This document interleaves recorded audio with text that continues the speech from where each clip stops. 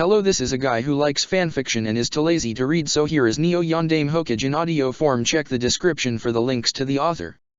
Chapter 11, Troublesome Times. A week later. A week ago Naruto told his family about his time with Ino and Hinata after they treated him to lunch and sparred with him. Jiraiya was rather amused at the fact that Naruto had two girls who were interested in him and not just as everyday typical fangirls. Tsunade and Shizune weren't surprised at all. Tsunade though teased her son at how he would grow up to become a true ladies' man. Jiraiya, being who he was, told Naruto that he would give him some copies of his rare limited edition Ika Ika Paradise books showing how he could give Hinata and Ino a really good time. This of course earned Jiraiya a free flight into the Hokage monument in courtesy of an enraged mother named Tsunade. Sandaime was also told the story by Naruto after he returned with Kano Amaru from their vacation away from Konoha, and in turn Sandaime told Naruto about his fun time away with his grandson. Although Sandaime didn't voice it, he saw it was a chance for Naruto to revive and rebuild the Namikaze clan and re-establish it as one of Konoha's strongest clans once again after he becomes of age to marry. Sandaime grinned inwardly, knowing fully well that if word was to ever get out that Naruto is not only the son of Yondaime Hokage but also the biological son of Yondaime Hokage, Naruto would have to run for hours as armies of girls and possibly older kunoichis would chase after him, screaming for him to marry them and allowing them to birth his children. Present day, at the Hokage mansion. Tsunade and Naruto were looking at each other with narrow eyes, awaiting the other make the first strike. Kakashi, Shizune, and Tsunade's new pet pig Tun Tun, which she was carrying in her arms, were watching the duo, wondering how this mother and son duel would end. Neither of the two opponents was willing to back down. "It's not too late, Kaa-chan," Naruto warned, "there's still time to back down." "Like I'd ever submit to you," Tsunade retorted with unbroken determination, "I'm not afraid of you." "It's your funeral," Naruto replied, "your move. I'll match you." "Full house, kid," Tsunade grinned smugly, putting down her cards on the table both her and Naruto were sitting at. Naruto made a sound and proceeded to look at his cards at great length, shuffling them around. Mother and son were going for broke in this game. "Well," the impatient Hokage finally said, "what do you have?" "I have a bunch of red guys, a 10, and an ace," Naruto said, putting down his cards. "That's good, right?" Tsunade stared dumbfounded at the royal flush of hearts. She hadn't gotten one of those in her many years of gambling. For Naruto, this was his form of payback for all the hard hits Tsunade would inflict on him during the times he'd spar and train with her. "What?" Tsunade shouted, finding it hard to believe that she lost to her son. "Again, you cheated." "I didn't cheat, Kaa-chan," Naruto replied, "you are the sucker after all. You simply suck and it's legendary at every casino you drag and take us to. The fact that we're not in the poorhouse or homeless for that matter because of all the loans and debts you've acquired is nothing short of a miracle."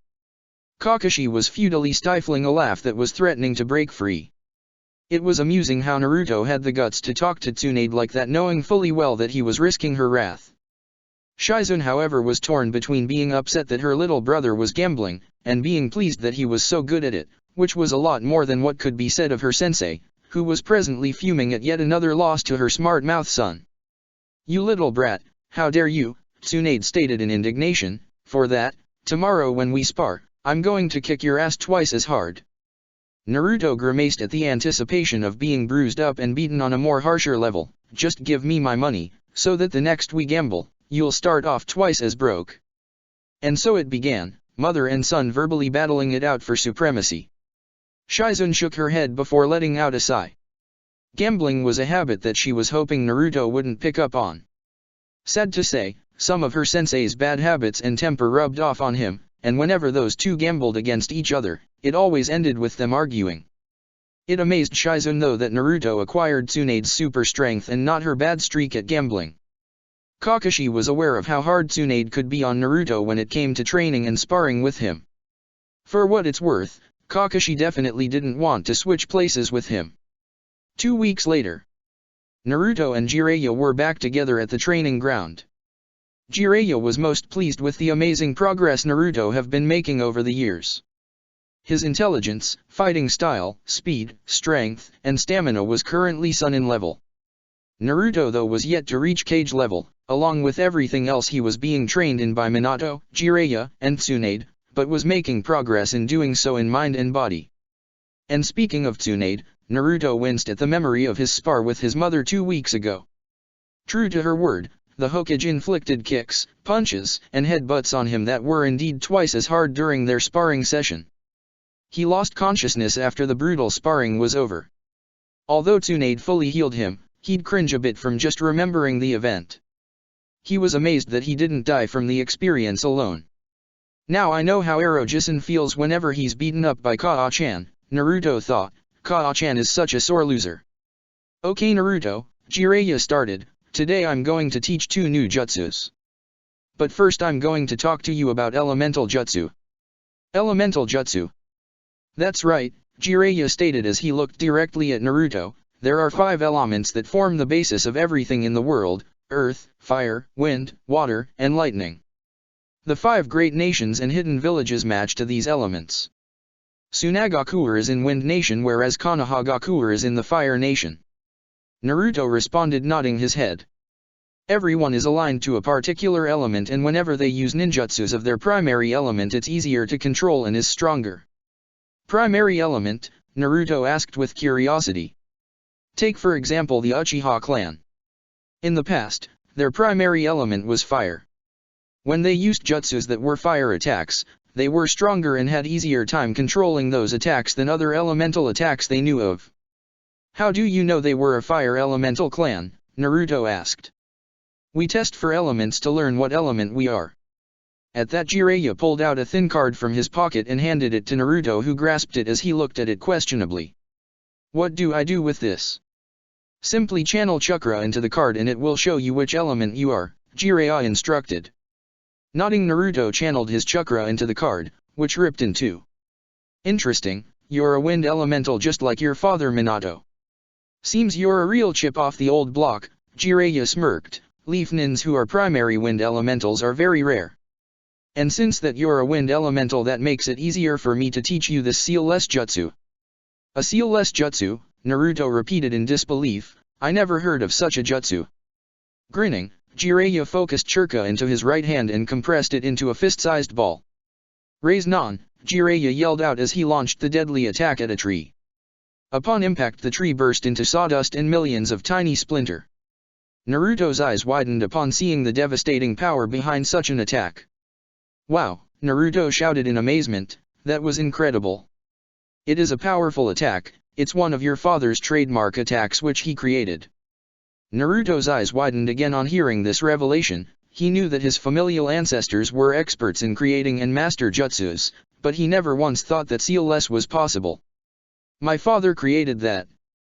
Yes, Jiraiya confirmed. It took him 3 years to create and master it. 3 years to create and master, Naruto repeated in disbelief.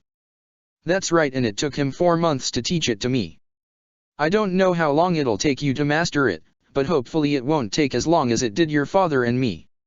Naruto nodded before Jiraiya continued, I'll explain and demonstrate how the raise non is done. After that I'll teach you Shunshin no Jutsu. Shunshin no Jutsu. Yes, Jiraiya said. It's a D-class teleportation jutsu that uses a jutsu marker placed on either the human, object or the location the user seeks to go to. Shunshin doesn't emit any signature. The user simply vanishes, and can only travel to one target. Minato however created an ever stronger and more advanced jutsu. This being the Hiraishin no Jutsu, which is an S-class jutsu. This jutsu earned your father the name Konoha's Yellow Flash, as you already know. Unlike the Shunshin, Hiraishin uses the tri-tipped kunao and formula seals to allow the user to travel to where the kunao is, however it also permits the user to travel to another kunao of the same type. Hiraishin emits a yellow flash when used. This technique is particularly effective on large numbers of enemies. During his time as Hokage, Minato would simply distribute his special kunaos to ally ninjas and tell them to throw them at different targets at the same time, then simply teleport to the locations and finish off his opponents. This attack can literally defeat a whole army almost instantly.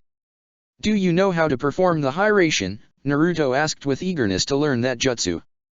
That's a trademark jutsu your father never taught me, since Hiraishin consumes a lot of chakra. Shunshin on the other hand consumes less chakra than the Hiraishin no jutsu. Naruto nodded with a smirk. He could only imagine the kind of monkey business he could cause after learning the Hiraishin.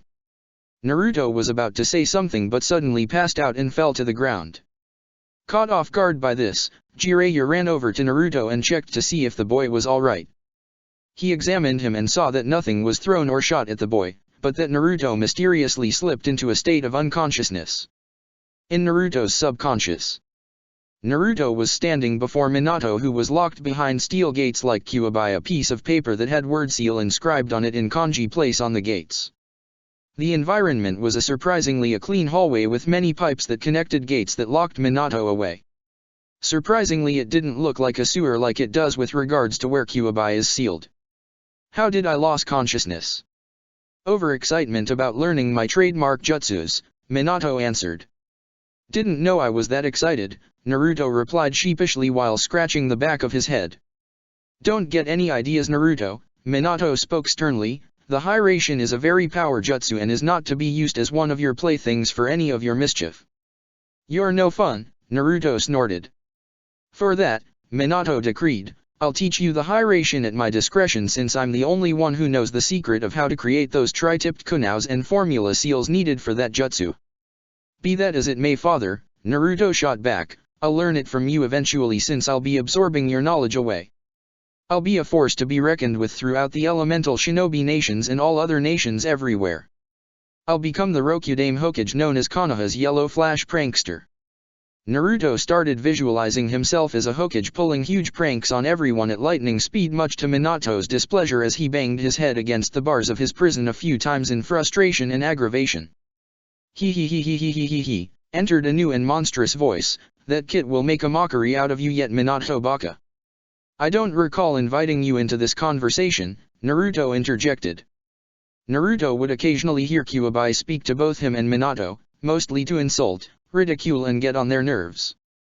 Like I give a damn, Kyuubi retorted, I have no one else to harass but you two idiots. You can thank your idiot father for that. And while we're on the topic, Kyuubi, Naruto said, since you're living in my body, you owe me rent. What?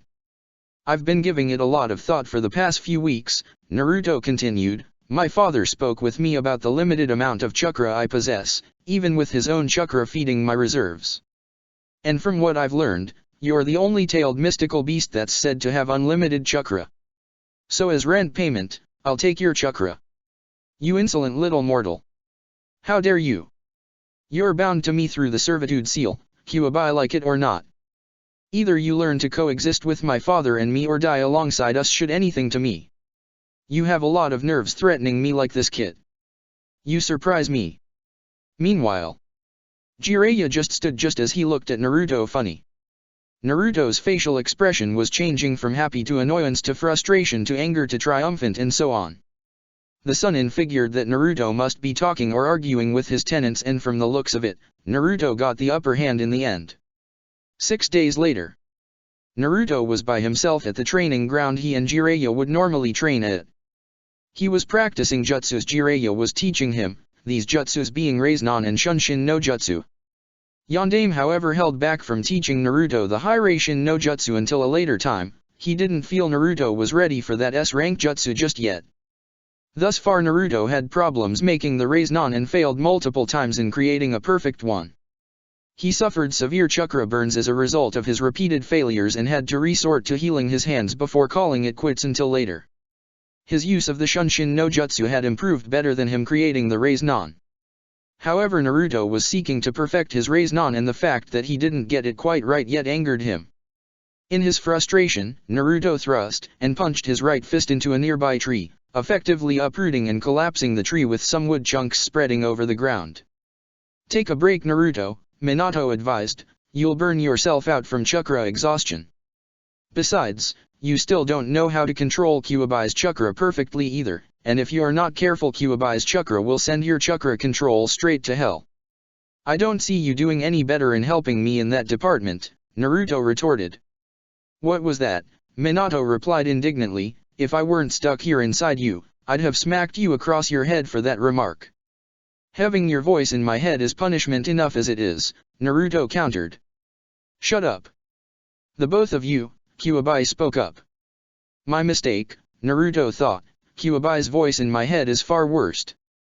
Impertinent human, Kyubai roared, I am the great Kyubai no Yoko, the strongest and most fearsome of the tailed beasts. I'll do well to remember that, fearsome servant, Naruto remarked in mocking sarcasm before hearing Kyubai roared angrily while thrashing himself against his cage. Damn you Naruto and your bastard father for sealing both us into you, cursed Kyubai, if I had my way, I'd devour both you and your father and feast upon your marrow. Idle talk. Don't waste my time, Naruto stated before cutting off his mental connection with Kyubai and Minato. Naruto went over to a shaded tree where his backpack was at and sat down underneath it, appreciating the shade it provided. While doing this, he opened his backpack and took out some food Shizune made for him, which was some rice balls and fried fish. After eating his food, he started playing the one of his kunaus he bought from Tenten's, age 12, folks weapon shop.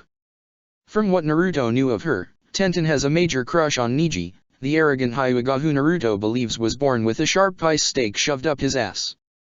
Frankly, Naruto isn't all that fond of Neji and several times he was tempted to put Neji in the emergency ward in the hospital after seeing how he treats and talks to Hinata.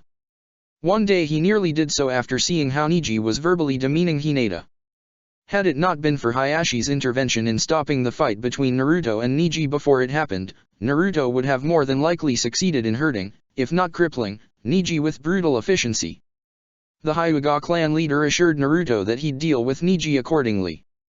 Naruto also was aware that Tenten practically idolized his mother Tsunade as one of the greatest kunoichis alive and hopes to one day be like Tsunade. Tenten had occasionally pestered Naruto about putting some good words in for her to Tsunade in hopes of getting into Godame's good graces so that she might one day decide to teach her something. To Naruto, Tenten's repeated talks about how she'll one day be a great kunoichi like her idol Tsunade was, as Shikamaru would put it, troublesome. Meanwhile back at Konoha, Ino was in her bedroom looking at herself in the mirror. Ever since Naruto complimented both her and Hinata about how they both have nice figures, Ino has been obsessed with how to keep her body shape up and still be a skilled kunoichi in Naruto's favor. Ino still remembered how Sakura came running to her house a week ago, begging for all of the info about her day spent with him and Hinata after finding out from Naruto that he hanged with them. Since it was her best friend, Ino had no trouble in relating everything that happened and how both her and Hinata attempted to get Naruto to remove his mask and failed. Sakura though squealed when Ino told her how Naruto carried her back home bridal style in his arms after she passed out from that mask stunt he pulled on both her and Hinata. She also added that her father teased her about it and only wished he had his camera at the time when Naruto brought her home. The sight of them together like that was so cute, her father told her. To no surprise, Sakura found the whole idea downright romantic. While this was on her mind, Ino's thoughts then shifted towards Hinata. It was no secret to anyone that the Hyuga heiress has the hugest crush on Naruto. She practically liked him since day one during their early days at the academy. She wondered if Naruto was aware of this and liked her just as much. She shook the thought out of her head, not wanting to think that a girl like Hinata would pose as a challenger for Naruto's affections. Ino wasn't worried about Sakura, who was too into Sasuke. For what it was worth and what she saw for herself over the years and especially during her sparring match with Naruto, Ino felt that Sasuke didn't measure anywhere near Naruto's potentials and capabilities. With that thought in mind, Ino wondered if she measures up to Naruto's expectations as girlfriend material. She knew that Hinata would work towards that goal, especially after seeing the gradual changes in Hinata's character over the years as a result of her association with Naruto. With that realization in mind, Ino told herself that she'd have to improve herself in everything if she was to win Naruto over. Meanwhile, Hinata was walking about through the village in hopes to find Naruto. She wanted to tell him about how her training session with Hanabi went and how both Hanabi and herself have improved over the past few weeks. Kurane, age 25, who's been like a mother figure to the Hyuga heiress, was happy to see how Hinata have changed from the closed-in, shy girl she used to be. She was even more surprised to see how Hayashi has changed a bit from how he used to treat Hinata. The rookie Jounin wasn't sure how the changes were happening, but needless to say she was happy they were. While Hinata went on her way, two mysterious figures in black robes with red clouds drawn on the robes and ceremonial bamboo hats on their heads walked past her. She felt a cold vibe travel down her back, much to her fright. After a few moments, she turned and saw the two figures were gone, almost as though they were never there. The Hyuga heiress continued on her way to find her crush, however the feeling that she felt from those two left her highly troubled. 30 minutes later, Ino stepped out of her parents' house and started on her way towards Sakura's house. While on her way, her eyes came upon two unknown figures whom she never seen before. Something about them told her that they were bad news. As she followed them briefly, they vanished and went elsewhere. Ino stood there dumbfounded without a clue as they whom those two were. But if anything, she had a bad feeling about them. Pushing that though to the side, Ino saw that following those two mystery men threw her off track from Sakura's house. Seeing this, she turned and started back. While on her way, she soon came across Hinata. Going over to her, Ino decided to greet her friend/rival. Hinata, Ino greeted. Hinata looked to her side and saw the Yamanaka girl coming her way. Hi, Ino, Hinata greeted back. Where are you off to? Ino inquired. I was on my way to find Naruto-kun. I've been looking for him all day. All thoughts on heading to Sakura's house vanished on hearing this revelation. Really? Ino asked. I can't say I've seen him myself either, besides seeing two weird-looking guys in black robes of some type. Hinata's head shot on hearing this. Did they happen to have red cloud designs on their robes with ceremonial hats on their heads, with one of them have a really large sword covered in bandages? They did, Ino answered in surprise. How did you know? I saw them earlier also. I thought I was imaging things at first. But it seems that I wasn't seeing how you yourself also saw them. Any idea as to whom they are? Hinata shook her head. After a moment of silence, Hinata said, well, I'm going to see if I can find Naruto-kun. Hold up, Ino interjected, I'll come with you. I'm sure we can find him faster if we work together. Seeing no harm in that, Hinata went along with Ino in search of Naruto. Later, deciding to call it quits for now, Naruto started on his journey back to the village in hopes of getting some pork ramen from Ichiraku's. After 20 minutes while on his way, he soon picked up on two chakra signatures approaching him. Stopping, he turned, and saw two figures standing behind him, one with a human face and the taller one with shark-like features carrying a large bandaged sword on his back. Senju Uzumaki Naruto, I presume, said the short figure. Cautiously, Naruto asked, who are you? We'd like for you to come with us, said the shorter figure, our organization is keenly interested in you. Thanks but no thanks, and besides my mother told me to never talk to strangers, Naruto replied in sarcasm.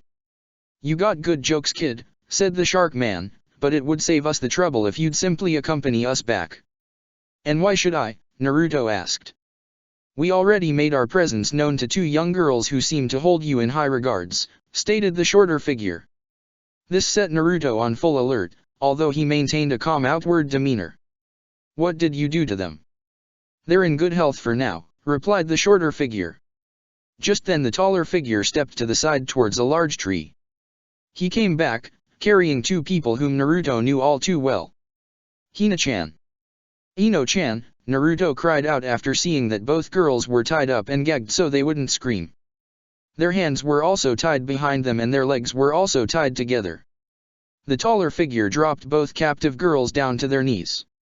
Naruto's eyes narrowed dangerously at the two men. If anything, he didn't take kindly to people threatening his family or friends. What's your name? Naruto asked the leading figure. Removing his hat, the figure allowed Naruto to see his fully developed Sharingan. Uchiha Itachi, age 16. Naruto's eyes widened upon seeing the S-class criminal in front of him. He heard and learned many things about Itachi from Jiraiya and Kakashi, and he was aware of the fact that he was the one who slaughtered the entire Uchiha clan by himself at the age of 13. Itachi became one of the most hated figures in Konoha. Sasuke's detestable older brother, Naruto said with distastefully, the Uchiha prodigy. Itachi remained silent. The second figure moved his hat and also introduced himself, I'm Hoshigaki Kisame. Another S-class criminal wanted for murdering a daimyo and many crimes in other villages and nations. Seeing that their forehead protectors had a gash across them meant they were also missing nins. Naruto though knew that those two men in front of him weren't small-time chumps and he wasn't about to underestimate them. At the same time though, he didn't want to jeopardize Ino and Hinata's safety. It went without say that both Hinata and Ino were afraid now. "We simply want you to come back with us without incident," Itaka said with a calm demeanor. Naruto knew this was a bad situation. He had to think of something and fast. Chapter 12, Enter the Akatsuki. In the forest. Naruto stood in front of the two S-class missing nins, who were holding Ino and Hinata captive, both girls tied up and gagged. "If I may ask," Naruto started, "does your particular organization have a name of some sort?" "I'm intrigued that you're calm enough to ask," Itaka stated emotionlessly. "In most situations, people would foolhardily rush at the enemy with blind expectations of coming out as the victor." "Well, I'm trying not to be anyone's fool," Naruto retorted, "but you haven't answered my question." "If you must know," Itaka said, "our organization is known as Akatsuki." "Akatsuki," Naruto repeated. "That's right," Itaka confirmed, "we're a secretive organization seeking to gather as much useful resources as we can." "And what does that have to do with me?" Naruto inquired. "Our organization has been looking for a particular creature for some time, and it's believed that you may have some useful information for us." "Such high expectations your organization has for an 11-year-old like me," Naruto shot back. "We learn to appreciate great things that come in small packages," Kisame spoke for the first time after a period of silence, "and we know that there's more to you than you let on." "I'm afraid that I don't follow," Naruto said. "Akatsuki kept tabs on Konoha for some time now," Kisame explained, "especially after the Kyuubi incident. No one knows what became of the Great Fox after its battle with your village's Konohanins and its defeat to Yondaime." "What more can be said then?" Naruto said, "seeing where they getting at, Kyuubi was defeat and Yondaime paid a high price for it. End of story." "That's what's been believed until 3 years ago," Itaka said. "We received reports from our scouts that Kyuubi's presence was felt by this village again 3 years ago, and from what was reported, you Naruto were in the very vicinity where it was believed Kyuubi was possibly said to have been at." Naruto remained silent. Itaka looked at the younger back and continued, "It was said by your Sandaime that a powerful genjutsu was used against the people of Konoha. However, I find that story far from the truth." "Why is that?" Naruto asked. "No particular village or nation that I know of has been planning to war with Konoha at that particular time. Plus, I've done some research on summoning contracts with particular beasts, and as far as I know, I have yet to find one that involves summoning foxes."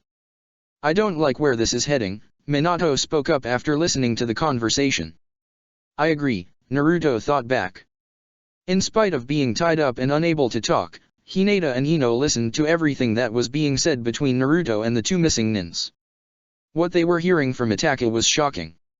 Now that Itaka mentions it, Ino thought considerably. Sandaime never really gave a name of the supposed enemy village or nation that he said used that powerful genjutsu on us to make us believe that Kyuubi came back. If no village or nation was actually planning on attacking us at that time, then why did Sandaime lie and said that to us? All the while, Hinata was considering the same thing. It's strange how I find truth in what Itaki is telling Naruto-kun. But why would our former leader trick us into believing that a genjutsu was used against us by enemy forces?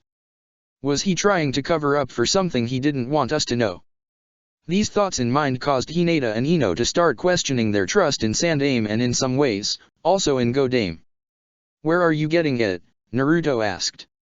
"When we were sent here to find you," Kisame stated, "it was because you were in the area where it was believed that Kyuubi was it.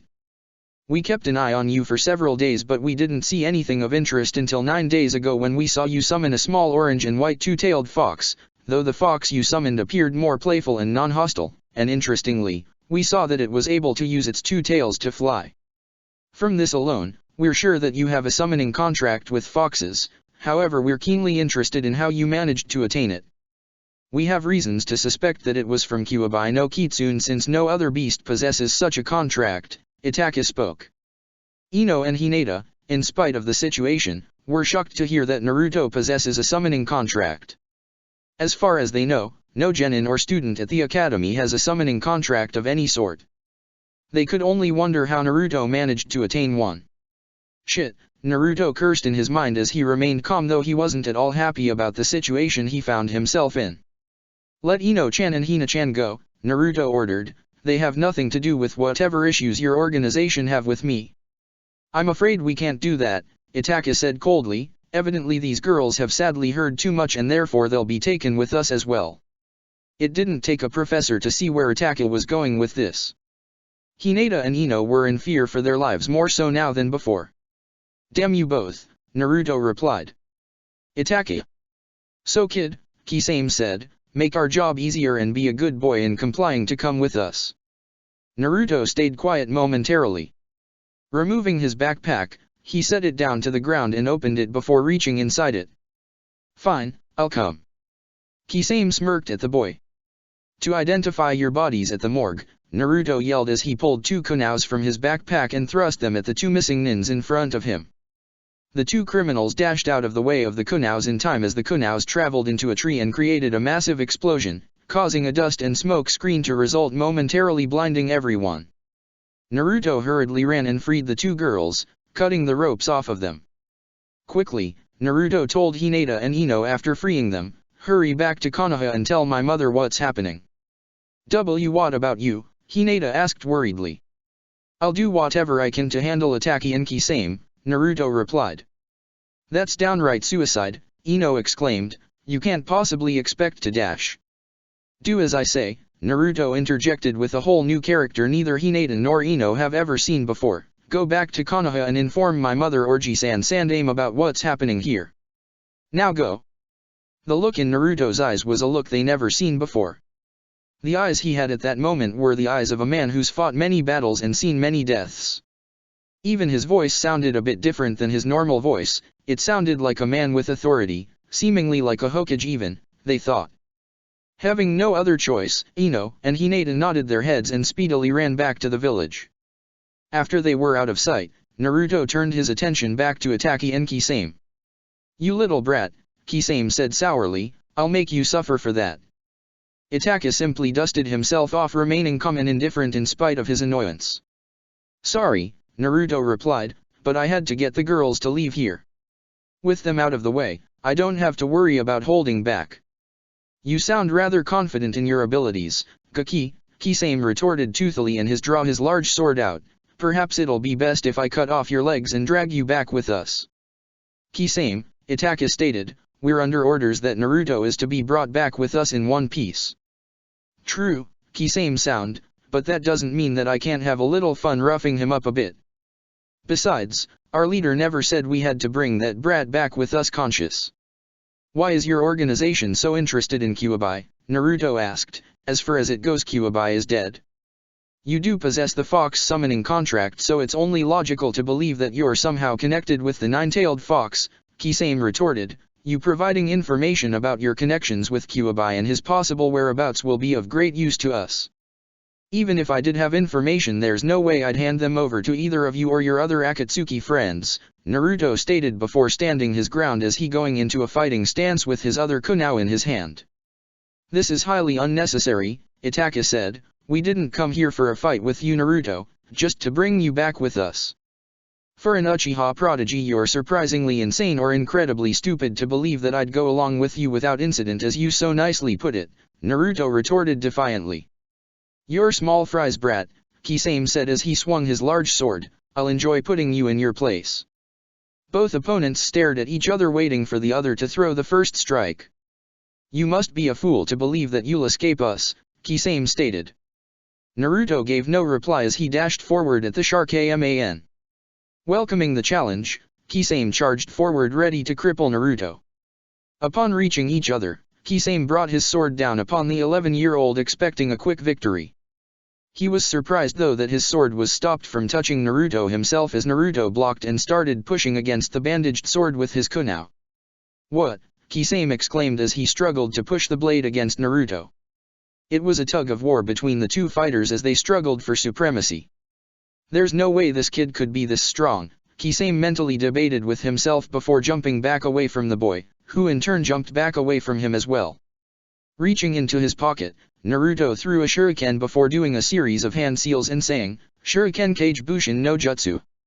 The single shuriken multiplied to 100 shurikens heading straight to Itaka and Kisame. The two S-class missing nins easily evaded the attack as they speedily dashed from being hit.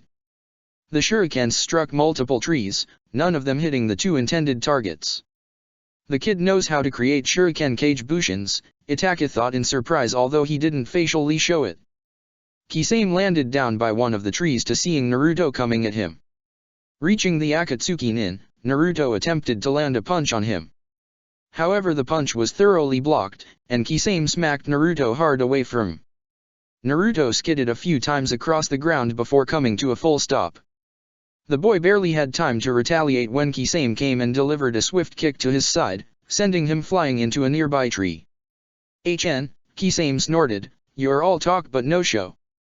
Kisame was surprised, however, when in place of Naruto was a wooden log. Kawarimi? How the? Kisame's train of thoughts was severely derailed by a fist slamming into his chin, knocking him upwards into the air. He next felt a hard kick to the side of his head, sending him crashing down to the ground with a thud. Itaka stood his ground as the observer, not bothering to get involved in the fight taking place between Naruto and Kisame. Kisame got up from the ground and shouted, "Now where are you, Bakugaki?" Trying to hide. Kisame then felt a strong fist crash into his jaw, sending him flying again. However, Kisame this time managed to maneuver himself to somersault backwards and touch down on the ground on his feet. He tasted the bit of blood that was in his mouth as he rubbed his jaw. He turned to see Naruto standing there. "What are you?" Kisame said, but then something connected with his guts, sending Kisame flying again. What Kisame hadn't noticed was the jutsu marker Naruto had placed on him when Kisame had hit him earlier when Naruto's punch was blocked. Also, with Minato giving and helping his son form the chakra, Naruto could do the Shunshin no Jutsu effectively, complemented with the Godame-like strength to add to the injuries. All the while, Hinata and Ino had reached Konoha, and without a second to lose, they ran as fast as they could to reach the Hokage Tower in spite of the fact that they were out of breath. They stopped and took a moment to catch their breaths, feeling their lungs ready to explode. Moments later, Kakashi appeared next to the two girls, after putting his favorite hentai novel away. "Hinata, Ino," Kakashi greeted, "where's the fire?" Looking up at the Umbu captain, Hinata spoke, "Na, Naruto-kun, he's in trouble for pulling another prank again," Kakashi guessed lazily. "I wish," Ino interjected, "he's out on the training ground fighting Itaki and Dash." Ino didn't get the opportunity to finish her statement when a now serious and fully alert Kakashi cut her off. "Report this to Tsunade-sama immediately while I go and help Naruto." Without wasting another moment, Kakashi sprinted off toward where Naruto and the Akatsuki Nins were.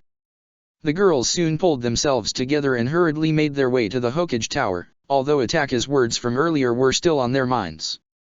As Kakashi was making his way to Naruto as fast as he could, he was hoping that Naruto would be able to hold his ground long enough until he arrives. Back in the forest, "I lost much respect for you, Kisame," Itaka said coldly, looking at both Kisame and Naruto, both of whom were out of breath. Kisame had endured a series of cuts, brute injuries, a few slashes and a busted lip, and his black robe was torn in some places and stained in his own blood, much to his surprise. Although Kisame had incredible physical strength and speed, however, he couldn't believe how Naruto managed to hurt him. Naruto was in better shape, so to speak. However, due to the fact that Kisame eventually found and destroyed the jutsu marker that Naruto cleverly placed on his arm, Naruto sustained several bruises and cuts, and a gash on his left shoulder as a result of Kisame's large shark sword, the same had catching and shaving him the moment he was caught off guard. Presently, the left side of his shoulder was covered in some blood, but surprisingly Naruto looked ready to fight. "Is that all you got?" Naruto mocked. "My Ne-chan fights better than you. And she's a jounin." "Shut up," Kisame spat, "I'll admit that you're more of the problem than I gave you credit for earlier." Grinned toothily, "But for what it's worth, I'm amazed that you've given me a good fight. I haven't had a battle like this for some time now." "I only aim to please," Naruto replied as he held onto his kunai, which was stained in some of Kisame's blood. Itaka looked on at Naruto quietly as he studied him. "This boy reminds me of myself in some ways," Itaka thought. "I myself was an advanced prodigy during my days as a Konoha nin. But this Naruto is in a class of his own if he could do what he did to Kisame at his age already. Even I wasn't this advanced as his age, I'll admit.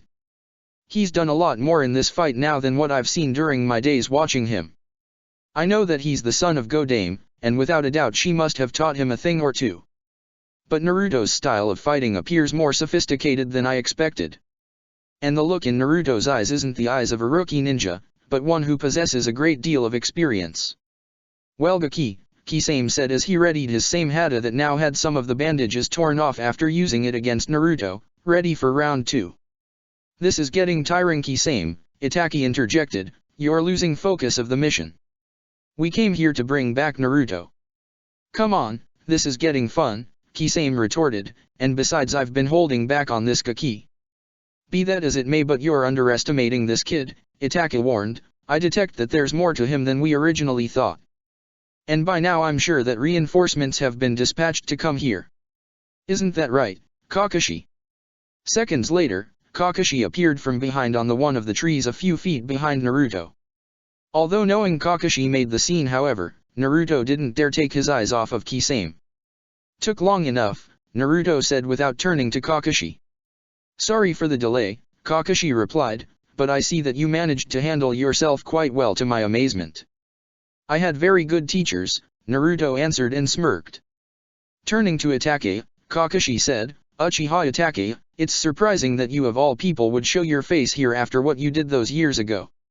And Kisame Hoshigaki, an S-class missing nin of Kirigakure, formerly one of the 7 swordsmen of the mist and also known as the mysterious person, monster, of the hidden mist. You're wanted for your crimes in Kirigakure and other nations. Both you and Itachi are wanted criminals in the bingo books.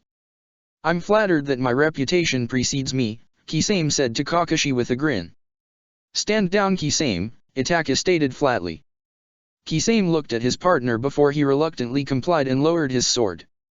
The shark Ama and then jumped back over to Itachi and stood next to him at his left. Turning to Itachi, Kakashi spoke cautiously, I'm sure that you're not here to relive old times Itachi. So what are you here for? Is it Sasuke? Sasuke does not interest me, Itachi replied back with a colder demeanor as he took a few steps forward and stopped, he's too weak to interest me. Kakashi eyed Itachi carefully. I'm here to take Yondaime's genius with us, came Itachi's reply. So you're after Naruto, Kakashi acknowledged, what for? Itachi said nothing as his Sharingan eyes changed. What the hell, Naruto thought curiously. Naruto, Kakashi yelled. Don't look into his eyes, Minato warned. But the warnings came too late as Naruto looked straight into the Mangekyo Sharingan. Naruto felt himself falling and looked around when he stopped. He was back at the Hokage Tower, in front of him was Tsunade who was sitting behind the desk of the Hokage office with Shizune standing next to her. Ino and Hinata were standing next to them motionlessly. Naruto tried to call them, but none of them moved to acknowledge his presence. Naruto was about to go over to them when found himself being chained securely to a cross. The young boy tried to free himself however he was unable to break free regardless of how hard he tried. Tsukuyomi. For the next 48 hours, you'll witness as I slaughter these women in front of you, over and over and over again. Itachi's voice came as he appeared behind the 4 females with a katana in his hands, as I'm doing that, you'll suffer a series of brutality. 3 more Itachis appeared and stood in front of the chained Naruto before pulling out brass knuckle gloves and placing them on. Then the killing and beating started, and along with it, Naruto's screams. Chapter 13, Mind Wars. /N, to all reviewers and readers, thanks for reading this FIC. I know that I'm not the greatest or best writer so please forgive whatever mistakes I have made in this FIC and in anything in regards to shinobi ranks and status.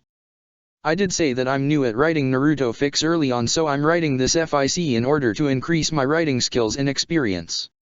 I'm currently looking into other sources for information and ideas for this FIC, so please pardon whatever errors I've made early on. I saw from a couple of my reviews that some believe that I made Naruto too strong. He is strong but not invincible or immortal and I did try to limit his abilities otherwise there would be no point in writing this FIC. He's not Superman. Although he does have Kyuubi inside his right hand however, releasing Kyuubi for too long a time will lead to his, Minato and Kyuubi's deaths simultaneously. Also, Naruto has yet to fully master his abilities and the new ones he's yet to learn, therefore he still has his handicaps and will have stronger enemies seeking his death and the Kyuubi. Alongside this, Naruto is still immature, childish, and slightly arrogant in his character, which is why he still gets in trouble and scolded by Sandaime, Yondaime as his second conscience, Tsunade, Jiraiya, and Iruka. He will gradually grow and mature and learn that he can't do everything by himself. I apologize for whatever misconceptions I've made, but nobody's perfect. Anyway, on with the next chapter. Mindscape. The pain, Itaka said coldly before stabbing Ino through the back, with his blading coming out of her chest. She coughed blood from her mouth as he pulled his katana out of her. Ino fell dead to the ground of the Hokage office. Stop, Naruto cried in terror. The misery, he now went over and slit Hinata's throat with a swift sweep with his katana before the girl fell to her knees holding her bleeding slit throat before she totally fell forward and died. Stop it, Naruto cried with tears falling down his face. Above all, Itaka said coldly before decapitating Shizuan. Her body fell backwards as her head fell off. Itaka went over and kicked her head away from him and over to Naruto. Please, Naruto begged as he cried. The hate, he went over and gutted Tsunade with the utmost cruelty with her mutilated body, blood, and torn organs littering the floor. Naruto screamed in anguish before a gloved fist with brass knuckles collided with his face and silenced him. Just a few of the many things my former clan suffered just before I killed them, Itaka said cruelly. Naruto was suffering through Itaka's Tsukuyomi jutsu. It's been what felt like 6 hours in his mind as the slaughtering of Tsunade, Shizuan, Hinata, and Ino repeated themselves continuously while the beatings he's been suffering didn't stop, nor did his screams for that matter either. Naruto, Itaka said, now you understand why the clan of Uchiha was feared and reputed to be unmatched. The Sharingan, the bloodline limits true power. I consume a lot of chakra using the Tsukuyomi, but it'll be more than enough to cripple you. Still, you have another 42 hours go. The mental torturing continued without relent and Itaka showed no signs of showing mercy or stopping what he was doing. Another 3 hours of cruelty have already gone by in Naruto's mind. Something had to be done and fast. Naruto, Minato called out. Father, Naruto called out in his mind weakly. Surprisingly and thankfully, Itaka wasn't able to hear this. Listen to me, Minato said, this is all in your mind. None of this is real nor is it actually happening. But it hurts so much, Naruto replied back with a hint of fear in his voice, he's so strong. And the pain feels so real. Naruto, Minato stated, I taught an Uchiha back in my days and I learned a few things about the Sharingan while training Obito. This genjutsu Itaka is using against you with his bloodline limit is an illusion world created in your mind. Itaka is using and manipulating your mind against you. He's making your mind believe that everything you're seeing, experiencing, and all that's happening is real. You must break out of this. How can I? Naruto cried with tears running down his face, Itaka is stronger and more experienced than me. I can't beat him.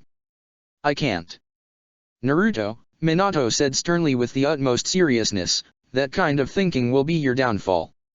You worked too hard and came too far now to be taken out by an S-class traitor. You weren't raised and brought up to a quitter and failure the moment things got unexpectedly harder for you to handle. If you seek to surpass me and Tsunade as you declared to everyone, then fight. Fight as hard as you can with all of your will and spirit. Remember all of the training Tsunade, Jiraiya-sensei, and I put you through. You have to be strong, Naruto.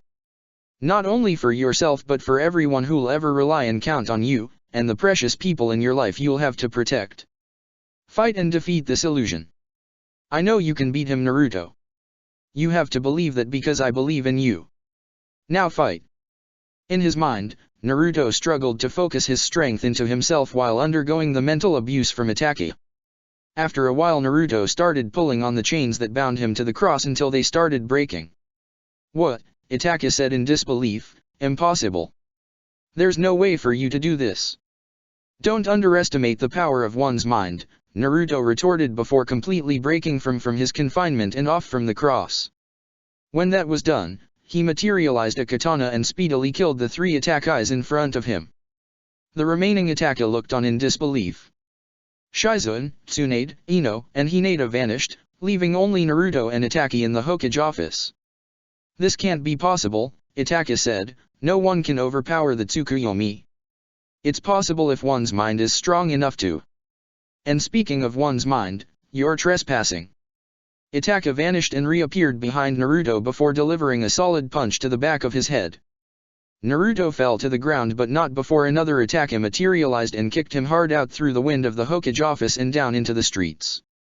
The young 11-year-old hit the ground hard after dropping the katana that was previously in his hand. Itaka appeared in front of him with his own katana in his hand. Itaka was about to drive the sword into the boy's head when Naruto rolled to the side avoiding the blade. Picking up his katana, Naruto got back up and took a fighting stance. "You wish to do combat?" Itaka asked. "Only to kill you," Naruto replied. "You're a fool to challenge my power." Itaka rushed at Naruto, who in turn charged at him. Meeting each other, the two of them engaged in a fierce sword combat. Naruto and Itaka exchanged clashes with their katanas as they struggled to gain dominance over the other. Itaka pulled away and pulled out 3 shurikens from his pocket before throwing them at Naruto. Speedily Naruto deflected the shurikens only to have a kunai pressed against his back with another Itaka holding it up against him. "This is pointless, Naruto-kun." "Shut up, Naruto!" Just before Itaka rammed the kunai into his back. Naruto screamed in pain from the blade shoved into back before turning and attempting to deliver a kick to Itaka's face. Seeing the attack coming, Itaka dashed away speedily away from Naruto. Falling to his knees, Naruto struggled to grab and pull the kunai from out of his back. Reaching the kunai, Naruto pulled it out with a scream of pain and some blood escaping his mouth. The pain soon disappeared before he rose off the ground. After wiping the blood from off his mouth, he scanned and looked around for Itaka but found him nowhere in sight. "Where are you, Itaka team? Show your stupid face." Naruto's ears twitched upon hearing something making its way to him fast. Turning, he hurriedly dashed out of the way as shurikens came raining down on him. Some of these shurikens made contact on his body, inflicting additional injuries on him. After dodging the shurikens, he now had to deal with flying kunais being thrown at him from all directions.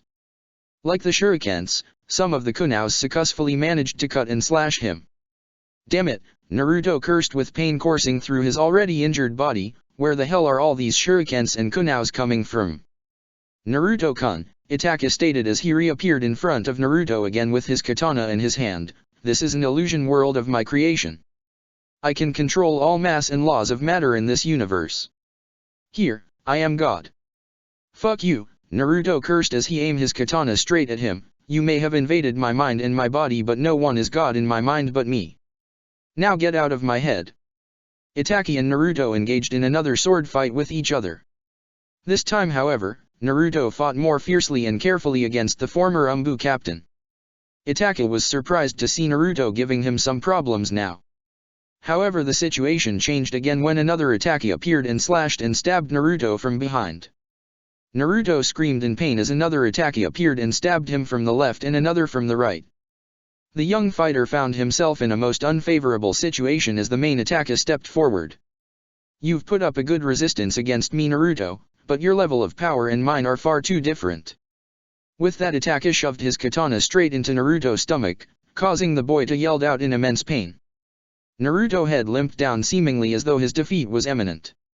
A couple of moments later, however, Naruto remembers his father's words, "Itaka is using and manipulating your mind against you.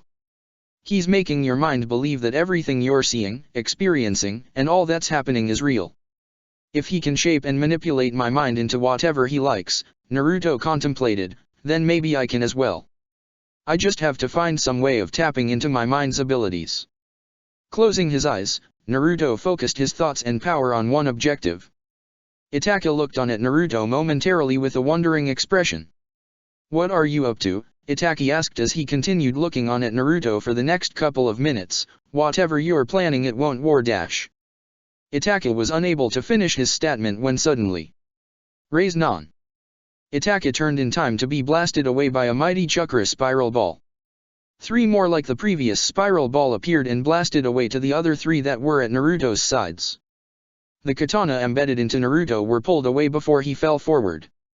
Before hitting the ground, an arm came and held him up, keeping him on his feet as he gave Naruto time to recuperate.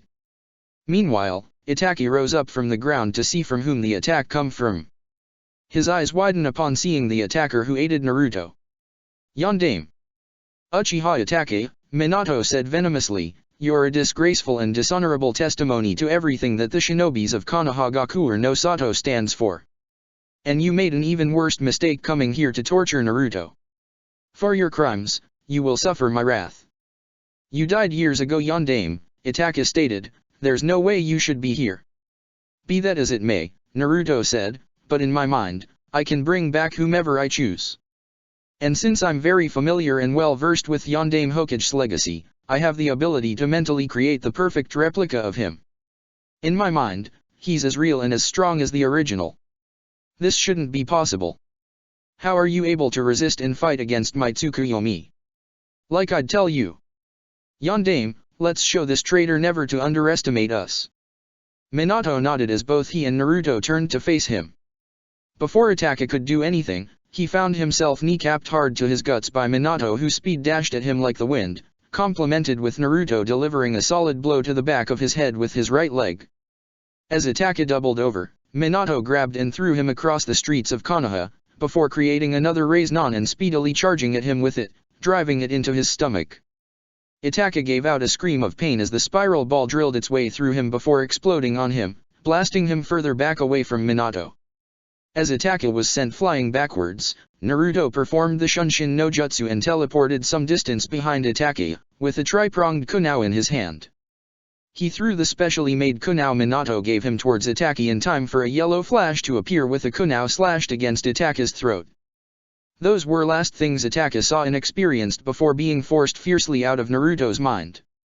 Back in the real world, Kakashi was standing next to Naruto just before Itachi fell to his knees while holding his head. The Akatsuki nin winced and grimaced from the massive pain his head was in. Naruto was breathing hard as though nearly 10 hours have passed by when merely a second went by in the real world. The effects of the Tsukuyomi were having their effects on him. "Itachi," Kisame called out as he went over to his partner. Kisame was surprised to see blood trickling down from Itachi's nose, not in the being a pervert sense in this situation. The injury that Itachi suffered from his mental battle with Naruto proved to be more damaging than expected. From the look on Itachi's face, the 16-year-old Uchiha was not happy at how a seemingly mere 11-year-old not only defeated his Tsukuyomi, but also caused him to bleed his own blood. "This Naruto is not an ordinary kid," Itachi voiced lowly, but enough for Kisame to hear. "We came ill-prepared to face him, Kisame, that we did." Kakashi was speechless at the turn of events. He was almost certain that Naruto was a goner the moment he fell into Itachi's main Jakyushari non. The Umbu captain was amazed that Naruto somehow managed to overpower and defeat it. "This Naruto is truly my sensei's son," Kakashi thought to himself with a grin hidden underneath his mask. Naruto fell to his knees and hand before Kakashi hurried to him and held him up, with a kunao pulled out and held in his hand ready to protect Minato's son. "Tell me, Itachi," Naruto asked weakly, "there's something I want to know. Why did you slaughter your own clan? For what purpose was it?" "I wanted to see what I was capable of," Itachi replied coldly. "It was important for me to know and to advance to higher levels." "You ruthlessly murdered and slaughtered your own clan and family for that reason?" Naruto asked in disbelief. "My former clan held me back from my advancements. I have no regrets." After hearing his answers, Naruto felt more disgusted at the Uchiha in front of him. "You're inhuman. You have no conscience. I sense your hatred me of Naruto," Itachi said with a small cruel grin on his face. "That's good. Hatred gives us shinobis our power and strength, something my foolish little brother lacks, which makes him so weak. Your hatred must be far stronger if you were able to hurt me this much. In some ways you remind me of myself." "Where are you getting at?" Naruto asked cautiously. "You and I are like in some ways, Naruto," Itachi continued. "We both have the uncanny capacity to advance to higher levels and will do what we must to attain it, regardless of the sacrifices to be made, even if it's at personal loss. I made many sacrifices to achieve my goals and I know you will as well. This is the kind of life that shinobis like ourselves live through, Naruto. And as shinobis, we can never show any emotions for the decisions we make or the people we kill, young or old, male or female. Our hatred when strengthened drives us to new peaks and survival against the enemy." Smiled coldly, "We have the same blood in our veins, you and I. In time, if you're allowed to live long enough, you'll turn out like me, bred to be a powerful and effective killer. Kakashi and Minato saw how Itachi was trying to warp and manipulate Naruto. Minato and Kakashi were about to say something to Naruto when, "Don't spew me such bullshit," Naruto interjected with righteous indignation. "The very thought of you comparing us to each other offends me. I was raised and trained to aid and protect those who will be in need of my help. I was also brought up to help and protect everyone who are precious to me with my life. And I always keep my word to do my utmost to fulfill my promises to my family, friends, teachers, and myself. That's my shinobi way. I'm nothing like you. And I'd rather die a horrible death knowing that I lived and died by my shinobi way before I become a vicious monster like you. That can be properly arranged for you, Kaki." Kisame smiled toothily as he pulled out his same hata. "After the Akatsuki is finished with you." Naruto, although weakened, was about to stand back up and fight again when Kakashi held him back. "Sit this one out, Naruto," Kakashi advised. "I'll take him on." Kisame said, "This ought to be fun." Kakashi stood up and lifted his head protector away from his left eye, fully exposing his Sharingan eye. Chapter 14, Disclosures. "Copy Ninja Kakashi," Kisame said, "I've heard many things about your exploits. But that won't stop me from go all out on you." That was when the missing nin felt a cold steel held to the back of his neck. Kisame turned around and saw Kakashi with a kunai to his throat. "What the hell?" Kisame said upon realizing that the real Kakashi was using Kage Bunshin to protect Naruto the entire time. Kakashi was always known for being very resourceful, Itachi thought, maybe even too resourceful. Kage Bushin, Yondaime told Naruto, a most resourceful B-ranked ninjutsu. However, such a jutsu is regarded as a Jounin-level kinjutsu because of the amount of chakra it consumes from the user.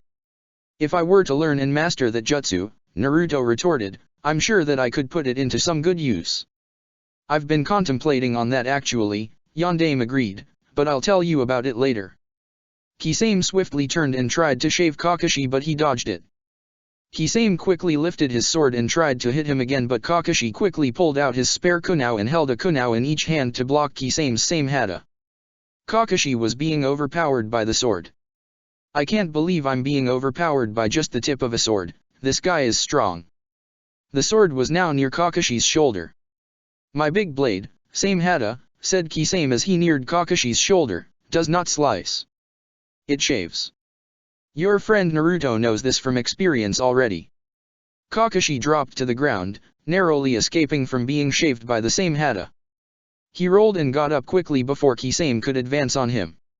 After performing some hand seals, Kisame shouted, "Suten, Bakuzu Ishiha." Water release, exploding water shockwave. A massive amount of water burst forth from Kisame's mouth. Kakashi dashed out of the way from the hydrokinetic assault. Itachi and Naruto, with the Kakashi clone aiding him, jumped from off the ground as the flood waters continued from Kisame's mouth. This jutsu covered a significant portion of the forest area Naruto, Itachi, Kisame, and Kakashi were at with water. However, this did close to nothing to hinder them since they all already knew how to stand, walk, and fight on top of water.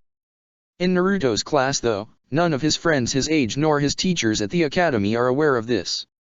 This jutsu is similar to what Kaa-chan told me about my great-granduncle Yondaime, Naruto thought. From what Kaa-chan told me, Yondaime was very proud of his superior combat ability, and was especially skillful at water jutsus to the point that he didn't require a source of water to perform the jutsus.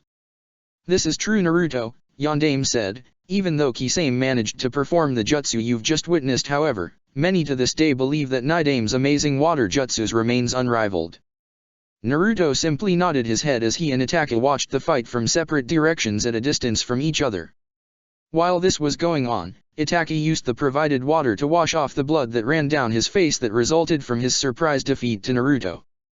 His head though was still hurting and throbbing painfully from the encounter with Naruto. Itachi still found his defeat hard to believe. Meanwhile, the young 11-year-old blonde on the other hand took the opportunity to heal his injuries as quickly as possible, although he was still affected by Itachi's main Sharingan. "Naruto," Yondaime spoke, "I know you're still influenced in some ways by Itachi's main Sharingan. But remember, you had nightmares of Kyuubi that were far worse than what Itachi had showed you, and you've endured them for over 7 months with the physical pain it gave you when you were 8 years old. In spite of the terrible nightmare experiences, you came out victorious against those horrid dreams and suppressed Kyuubi's influence with the aid of Tsunade, Shizune, Jiraiya-sensei, Sandaime, Kakashi, and me. Remember, you have your family and friends to support and give you vigor when needed. Never forget that, my son. Use this as your power, Naruto, to counter the effects of the Mangekyou Sharingan. Naruto soon took steps in heeding his father's advice after he was done healing his injuries. He made a mental note to thank his mother and Shizune later for the intensive Medicnin training they gave him. Seeing that Naruto regaining his strength, the Kakashi clone whispered something into Naruto's ears. When that was done, he burst into a puff of smoke and evaporated, leaving Naruto on his own but not defenseless, although Naruto was confused about what the clone told him. Meanwhile, Kisame rushed at Kakashi with his large sword in the attempt to shave off half his body. Kakashi jumped and flipped backwards away from him. The Shark-AMAN missing Nin was coming at Kakashi with amazing speed and stamina, while Kakashi evaded and blocked the large sword as many times as he could with his kunai. The grey-haired Umbu was already injured and shaved in a few places.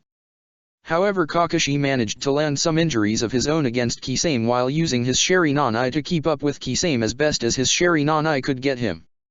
Sukodan no Jutsu, Kisame, and Kakashi yelled simultaneously after performing the same hand seals.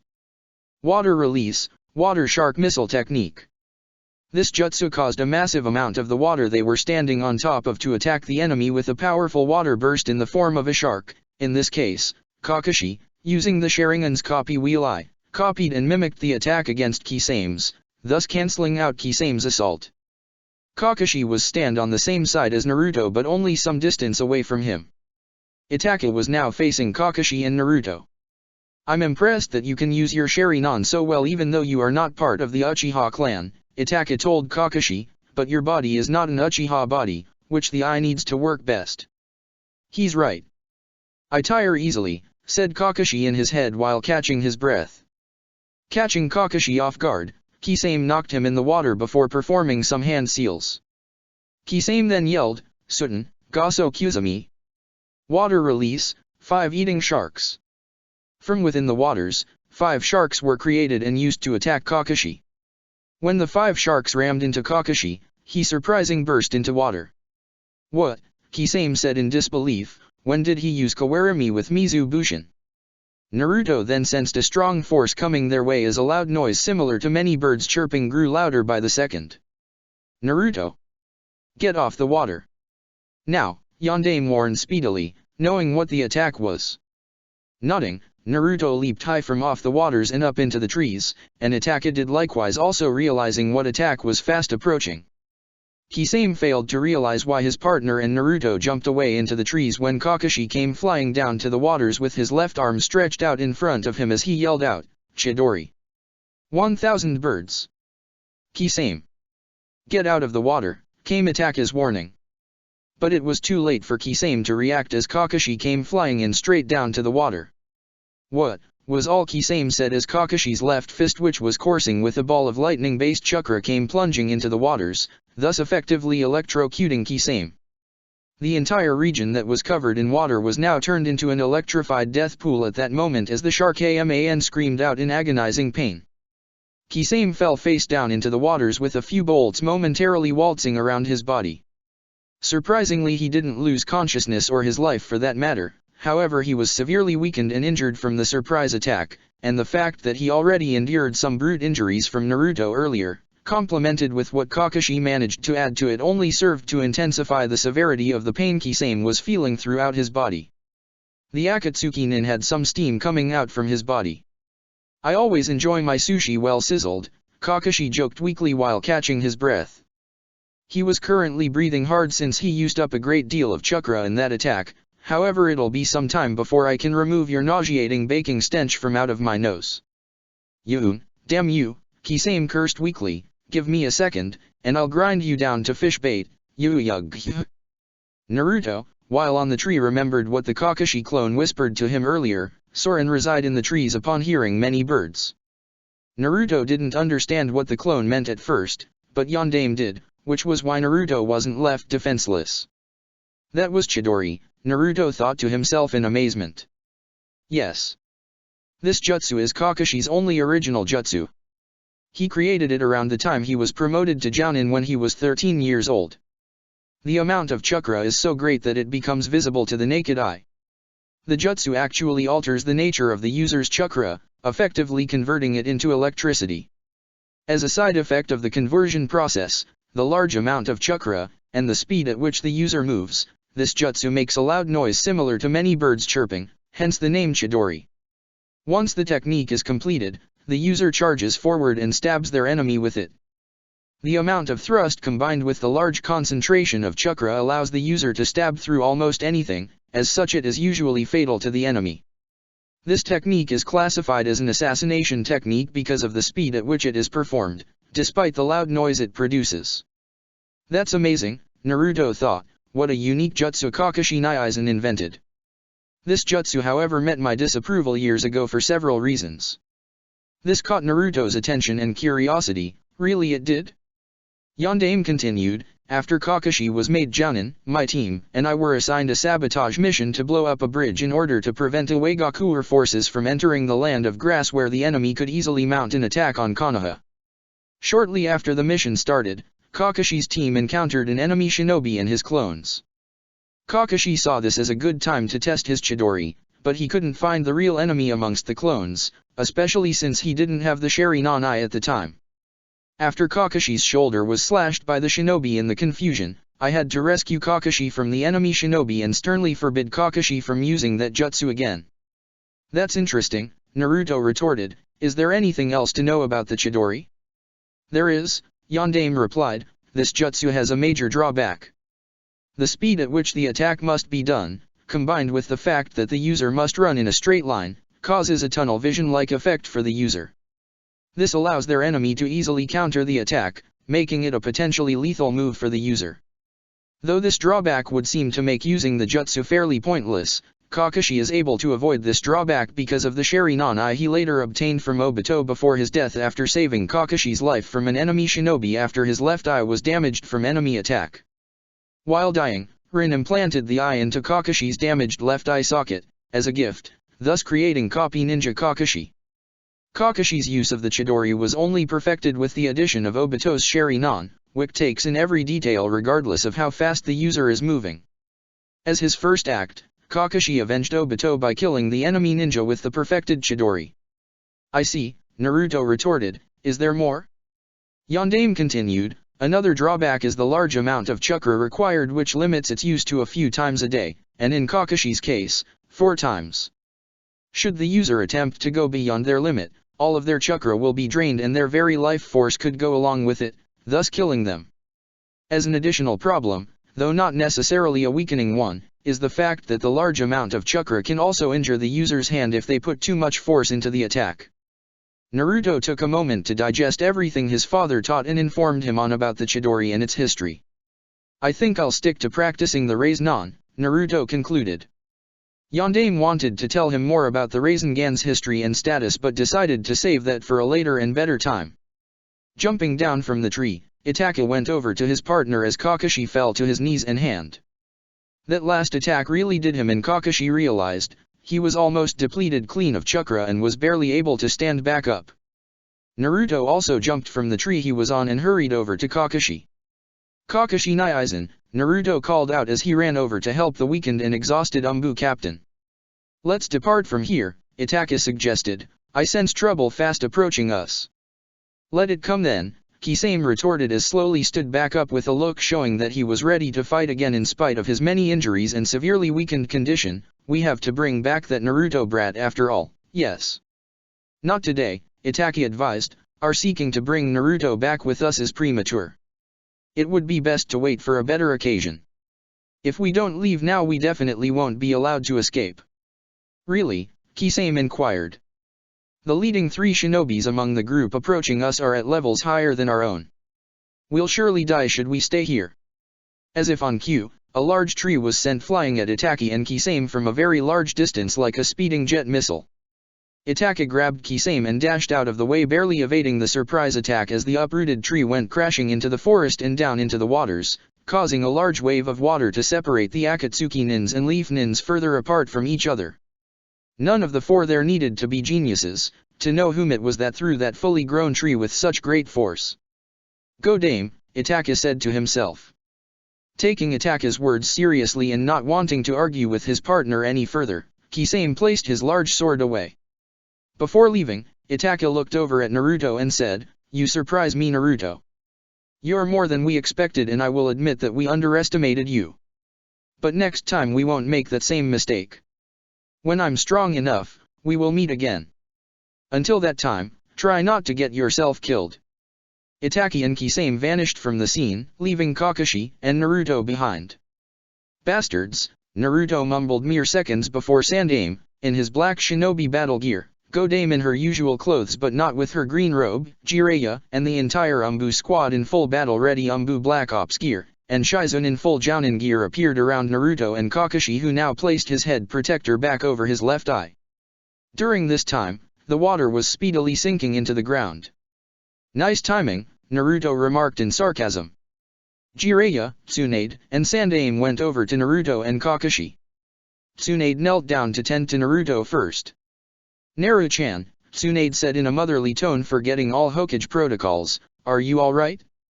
Are you hurt?"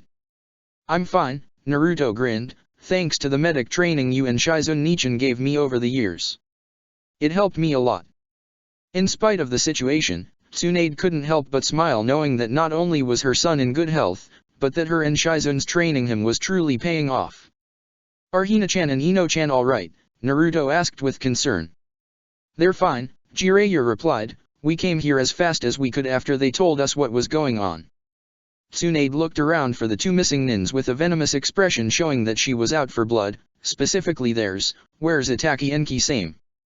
"They're gone," Kakashi answered, "they took off just before you all arrived here." For what it's worth, Naruto and I gave Kisame and Itaka quite a fight, solely Naruto with regards to Itaki actually. "We'll expect a full report about this when we return back," Sandaime said. Kakashi simply nodded his head. Shizune tended to Kakashi's injuries and healed him of his cuts and bruises before returning back to the village. Later, back at Konoha, Ino and Hinata were instructed to await Tsunade, Jiraiya, and Sarutobi's return with Naruto at the Hokage office after they explained what happened earlier.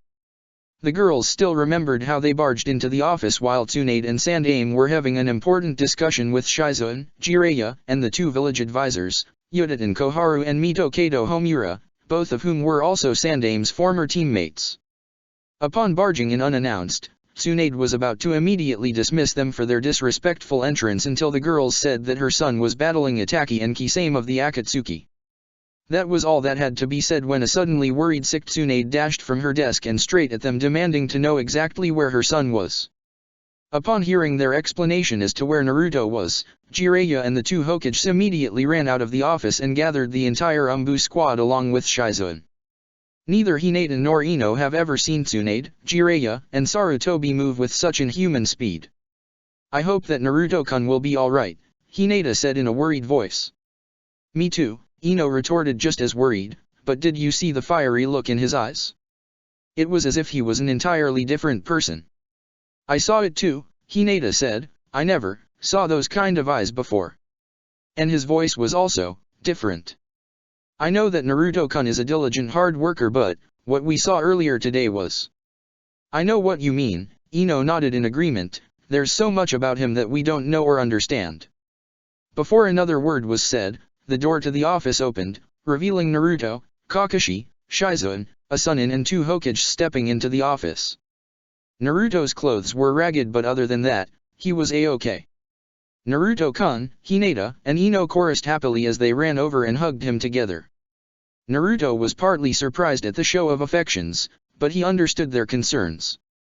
"Women never show me such display of affections for risking my life," Jiraiya pouted with a hint of jealousy with his arms crossed over his chest as Tsunade rolled her eyes and retorted, "What you risk your life for isn't something women would want to show affections for." Before Jiraiya could counter that remark, Koharu and Homura entered the office and closed the door behind them. "Naruto," Homura greeted, "we're happy to see that you made it out alive from your confrontation with Itaki and Kisame."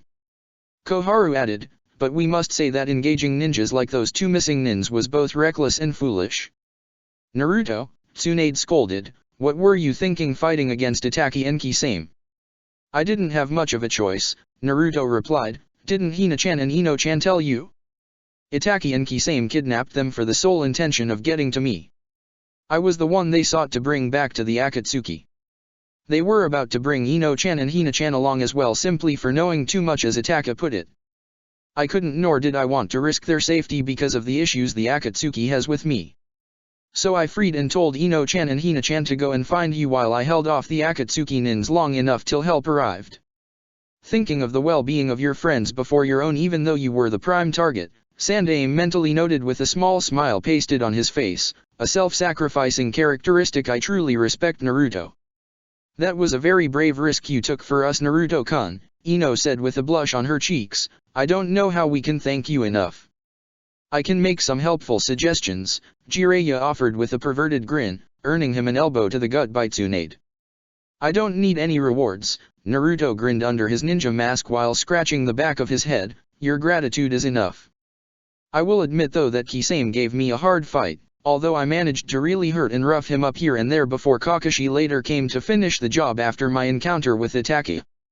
The Tsukuyomi Genjutsu Itachi used on me with his Sharingan nearly did a number on my sanity. Tsukuyomi, Ino asked. Yes, Kakashi stepped in, it's one of the abilities of the Uchiha bloodline limit, the main Jakyu Sharingan. It's a most advanced ability that allows an Uchiha to create an illusionary world within their target's mind. In this illusionary world, the Uchiha can manipulate target's mental senses, making them believe that everything he or she is seeing or happening to them is real, while making the target believe that they're spending hours, days, or any other given time in that illusionary world when in truth only a second goes by in the real world. Though it's an illusion, the experience the target's body goes through feels real. I experienced that firsthand, Naruto interjected. Itachi placed me in an illusionary world where I was chained and crucified and forced to watch my mother, Shizune Nichan, Hina-chan and Ino-chan being gruesomely slaughtered over and over and over again for 48 hours while 3 duplicates of him beat me down without mercy. In my mind, Itachi tortured me, for hours, for pleasure. The bloodlust Tsunade was giving off after hearing this was potent. It was enough to cause everyone in the room to pale and cringe in fear, and in some respects, even Sandaime was fearful of her. The elderly Hokage knew what an enraged protective mother was capable of doing, especially if this mother was Tsunade. She was tempted to run out of the office right now to find Itachi wherever he is and beat his body down until it liquefied. Before that happened though, Naruto continued, however Itachi was only able to make it last for what felt like almost 10 hours when my mind started resisting and fighting against the genjutsu he placed me under. A voice in my head helped me to self-motivate myself into summoning the needed willpower to fight against Itachi and that horrible illusion. In the end, Itachi lost to me and was brutally forced out of my mind. He bled his own blood painfully as a result of his main Jakyu Sharingan being overpowered. Now that I've experienced the main Jakyu Sharingan, I now have method to counter its effects. Everyone in the office was shocked at the story Naruto had just told them. They knew how powerful the main Jakyu Sharingan was, but never did they think that it could be overpowered, and the fact that Naruto was the first to do so amazed everybody there. Naruto then explained how Itachi then tried to verbally manipulate him into believing how the both of them are alike and how he would one day turn out like Itachi. Naruto put in plain words explaining how he expressed to Itachi his complete abhorrence in being likened to him and how he'd rather die a horrible death living up to his shinobi way before turning out like him. He also told them how Itachi even openly admitted that he and Kisame underestimated him, and that he won't be showing him slow around here for a while until he's strong enough to fight Naruto again. Needless to say, everyone in the room was once again amazed the story told to them. Just who are you really, Naruto-kun? Ino wondered with fascination and an ever-growing desire to know more about him. I know that there's so much more to you than you let on, and this story only serves to add to it. Naruto-kun, Hinata thought with a blush creeping up on his face, you're a very special person and I truly seek to know and understand you more. Tsunade's killing intent subsided on hearing this revelation. She saw that Itachi's mental attack didn't permanently damage Naruto and that it instead served to make him stronger. The blonde-haired Hokage saw the looks on Ino and Hinata's face as she saw how they were looking at Naruto. She knew that they were falling for the young boy but decided not to voice anything about it for now. That's a most impressive story, Naruto, Homura said. Very few, if any, might have been able to do what you did. You have real strength in both mind and body. And heart, Koharu added, something that died in Orochimaru a long time ago. It's truly a sad waste. It is, Sandaime said, and we'll have to make sure that the Akatsuki don't succeed in abducting Naruto. A moment later, a thought suddenly popped up into Ino's mind. That reminds me, Ino said, there's something Hinata and I have been meaning to ask you Naruto-kun since our ordeal with Itachi and Kisame. And what's that? Naruto inquired. Is it true that you were giving a fox summoning contract by Kyuubi himself 3 years ago and that you know where Kyuubi is? Ino asked. The room fell into a deep silence on hearing that question. Hinata spoke, those were the very reasons why they came after you and used us as bait. No disrespect Sandaime-sama, Ino interjected as she turned to Sarutobi, but from what Hinata and I heard from Itachi earlier, I sense a major cover-up that resolves around Naruto-kun. And Hinata and I are certain that all of you here are in on this, otherwise the so-called Akatsuki wouldn't have gone through so much trouble in trying to kidnap Naruto. There was no point in lying, everyone realized. Both girls knew a lot more than they wanted them to ever know. Homura and Koharu, and the rest of the village council learned about the secret of Kyuubi being sealed into Naruto's right hand by Sandaime and Tsunade a month after the incident of Kyuubi's reawakening. It was only after being thoroughly explained to about the circumstances between Kyuubi and Yondaime's connections with Naruto with regard to the servitude seal did the council argued no further with Sandaime and not view Naruto as a possible threat to the village's safety, especially since Naruto exhibited no dangerous, animalistic, or threatening signs of Kyuubi's characteristics since the fox's imprisonment. It took a while for the clan leaders, village elders, and advisors to get used to the fact that both Yondaime and Kyuubi were both sealed away inside Naruto, but in time they gradually looked at Naruto the same way they used to in the past. Sandaime sighed, knowing that he along with everyone else owed Ino and Hinata a most lengthy explanation. Sandaime looked at Naruto who nodded his head to him. You girls may want to take a seat, Sandaime suggested, you're in for a long story. Doing as suggested, Hinata and Ino grabbed the available seat in the office and sat down as Naruto, and the others stood in front of them. Sandaime then said seriously, what you're about to hear is a major SS-class secret and can never be revealed to anyone without my, Tsunade, or Naruto's permission especially. Hyuga Hinata, Yamanaka Ino, you both must swear an oath of secrecy promising to never divulge what you're about to hear. Do you both swear the oath of secrecy? Seeing the seriousness of the situation, both girls nodded their head, yes. That's good to hear, Sandaime said, now tell us, how much do you both know about the son and surviving heir of Namikaze Minato, Yondaime Hokage? Hinata and Ino blinked at this in confusion. Surviving heir, Hinata questioned in surprise. That's not possible, Ino shot back, according to the history books, Yondaime and his entire family died in Kyuubi's attack. His family was the last of the clan that was formerly one of Konoha's 3 strongest clan, the Namikaze clan. That clan has been completely wiped out years ago without a survivor. That's not entirely true, Tsunade interjected, Yondaime's son survived that attack and has been living here in this very village ever since. What? Ino said in disbelief. Yondaime's son is really alive? Hinata asked in surprise. He is, Naruto said, causing both girls to look at him. He's here, in this building. In fact, he's in this very room. Hinata and Ino looked around expecting a new person to enter and stepped forward. But nothing happened until. Hina-chan, Ino-chan, Naruto said softly, capturing their attention, I am Senju Uzumaki Naruto, son and sole heir of Senju Tsunade, Yondaime Hokage.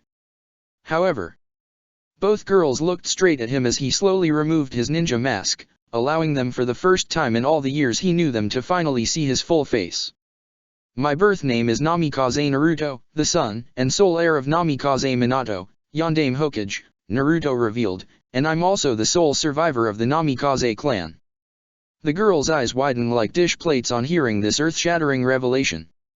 Upon studying his eye and facial features they saw the undeniable resemblances he had with Minato since they saw many pictures of him in their history books. It was so unreal. Standing before them was Yondaime's very one son and surviving legacy, Naruto, the boy whom they attend school, hang out, became friends with and grew very affectionate of. Hinata and Ino did the only thing girls do under these indescribable events, they fell forward off their seats and fainted. A while later, Ino and Hinata were started to stir and gradually open their eyes. They found themselves lying down on futons with wet wash rags folded and placed over their heads. Tsunade, Sandaime, and the others entered the room 6 minutes. Both Hinata and Ino woke up. "About time you two woke up," Naruto said with his ninja still off his face and hanging around his neck. "I was afraid that my revealing who my father is caused the both of you to fall into a self-induced coma." Both girls were silent. They wanted to say something to him but didn't know the right words to say. So many thoughts and questions were going through their minds in regards to Yondaime, the Namikaze clan, and Tsunade's connections to all of this. Hinata was the first to break the silence. "Naruto-kun, your father was Yondaime." "Yes," Naruto assured. But, Ino started while trying to piece everything together, "your mother is Tsunade-sama and Yondaime was married to Kushina-sama. Are you saying that your father had Tsunade-sama as a secret wife who later gave birth to you?"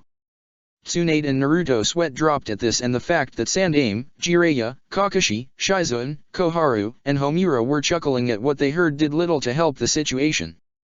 Regaining his composure, Sandaime stepped forward and said, "It'll be best if I explain everything from the beginning. This story also involves both of your fathers and the Kyuubi incident 11 years ago in more ways than you know." Hearing that last part made Hinata and Ino realize they were going to learn a lot more than they were bargaining for. Chapter 15, Deliberations. Location unknown. Later that afternoon, Itachi was sitting on the ground on top of a mountain while the still heavily battered and weakened Kisame was recuperating from his battle with Kakashi and Naruto. Both Akatsuki nins had expected the mission to be somewhat less troubling since they were dealing with an 11-year-old boy who was neither genin nor chiryunin, and possessed no Baijuyuo, or so they and the rest of the Akatsuki nins think. Neither Itachi nor Kisame expected Naruto to cause them so much trouble with Kakashi to later add to the mix. Itachi said very little after both he and his partner escaped the wraths of Naruto's mother, the Toad Sunin and the rest who follow after them. It interested Itachi to no end that an 11-year-old kid who wasn't of Uchiha bloodline descent managed to overpower and defeat his main Kyushari-nan. In the beginning, Itachi believed for a time that the main Kyushari-nan could only be defeated by another Uchiha possessing the main Kyushari-nan. The fact that Naruto managed to do it without having the Uchiha bloodline limit amazed him in spite of the fact that his head started hurting from just thinking about it, literally. "Damn," Itachi muttered under his breath, acknowledging that he still hasn't recovered from his unexpected defeat to Naruto, who hasn't even laid a finger on him and yet managed to inflict such an injury to him. "I underestimated this Naruto," Itachi contemplated. "I should have observed and studied him more." Kisame walked over to his partner and saw that he was in deep thought. After a couple of minutes, Kisame spoke, "That Naruto brat is quite a character. If he was to become anything like you, he'd have made quite a member of the Akatsuki." "Perhaps," Itachi said, "but from the looks in Naruto's eyes, we both know that's not going to happen." Kisame. "Naruto is not what he presents himself to be," Itachi stated, "judging from the way he strategically fought us, he's far beyond Genin or even Jounin level. He's possibly at an elite Jounin or Umbu level. His mother is Tsunade after all, and I'm sure she's trained him all his life." "Raised and trained by the Slug Sunin," Kisame said, "that explains the boy's inhuman strength. I felt every blow he gave me and surprisingly they were getting harder." "From the way Naruto fought you," Itachi explained, "it's clear that he might have been trained by more than one person other than his Chiryunin sensei at the academy, perhaps by another Jounin, Umbu, or Sunin." Kisame knew that it wasn't Orochimaru, an ex-Akatsuki nin who left their organization some time ago. Although a Snake Sunin, however, Kisame was aware that Orochimaru wasn't as strong as Itachi and was in fact afraid of him. Therefore it had to be the other one. "Jiraiya," Kisame answered. Itachi simply nodded his head, "Either him or Kakashi. You may be able to fight Jiraiya almost evenly, but I cannot," Kisame said. "You are right," Itachi agreed, "though we're almost even. However, if I were to fight him, I would lose. If we both fought him, in the best case scenario we would kill him, but we also would die." Itachi looked up into the sunset. "Even if we had more men, the result would be the same." "So Naruto is being trained by two Sunins, you believe?" Kisame asked. "I don't know for sure. But if that's the case, then I don't know for how long Jiraiya might have taught Naruto. However, when I did battle with Naruto in his mind, I acknowledged that Naruto's kenjutsus, sword techniques, are lacking. I was able to mete out some series of injuries and assaults upon the young boy. If I had engaged him in actual kenjutsu, chances of my success over him might have been stronger.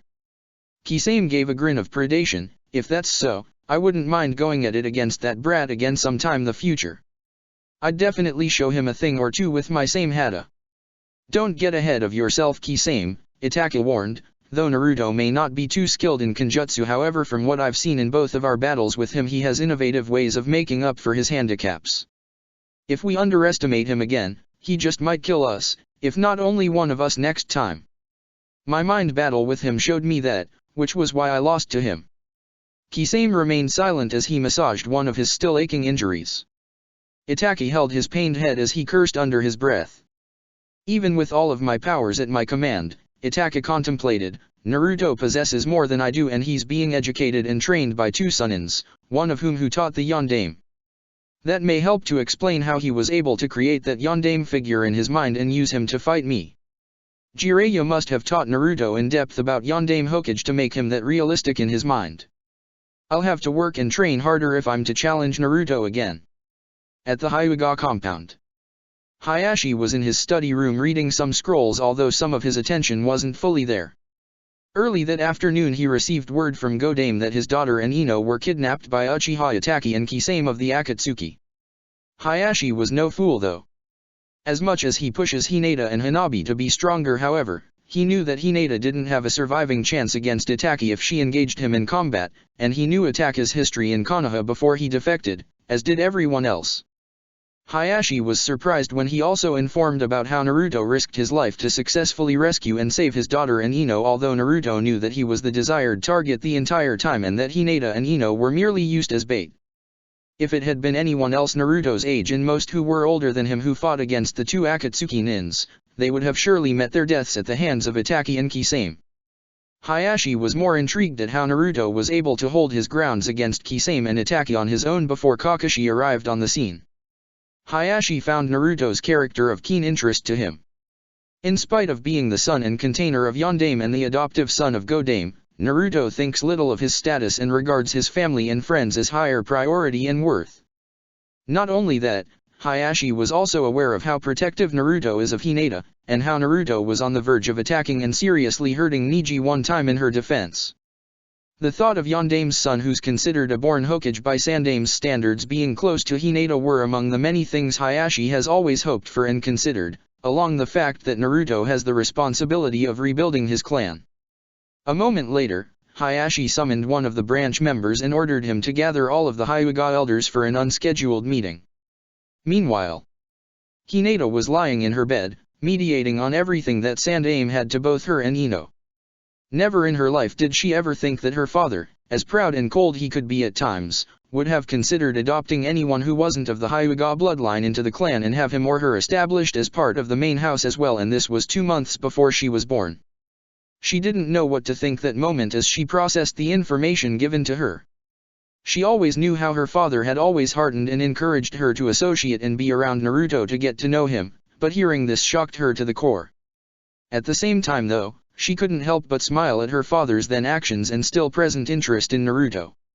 After hearing everything Sandaime told her, she understood fully why her father wanted her to become close to Naruto, even though she already had a crush on him since day one. Hinata have always liked Naruto, even before knowing that he was the son of Yondaime. It amazed her that Naruto went from being the child of one Hokage to becoming the adoptive son of another Hokage. What added to her ever-growing fondness for Naruto was that he never allowed this to go to his head and start thinking that everyone else was beneath him. He didn't have that spirit of haughtiness like the Uchihas or like most members of her own family, main branch, or not. The more she thought about him and everything Sandaime and the others explained to her earlier about Naruto's heritage and characteristics, the more she found herself falling for him. Hinata understood why the true identity of Naruto's father was an SS-class secret. If word was to get out about this prematurely, every enemy Yondaime ever made would have came to end Naruto's life. She did shed a few tears upon thinking about how Naruto's birth mother died and the heavy burden Naruto secretly carries as the container of Kyuubi. His father sacrificed his own existence and his son to save the entire village from Kyubai's destructive wrath. The thought alone made Hinata cry for Naruto.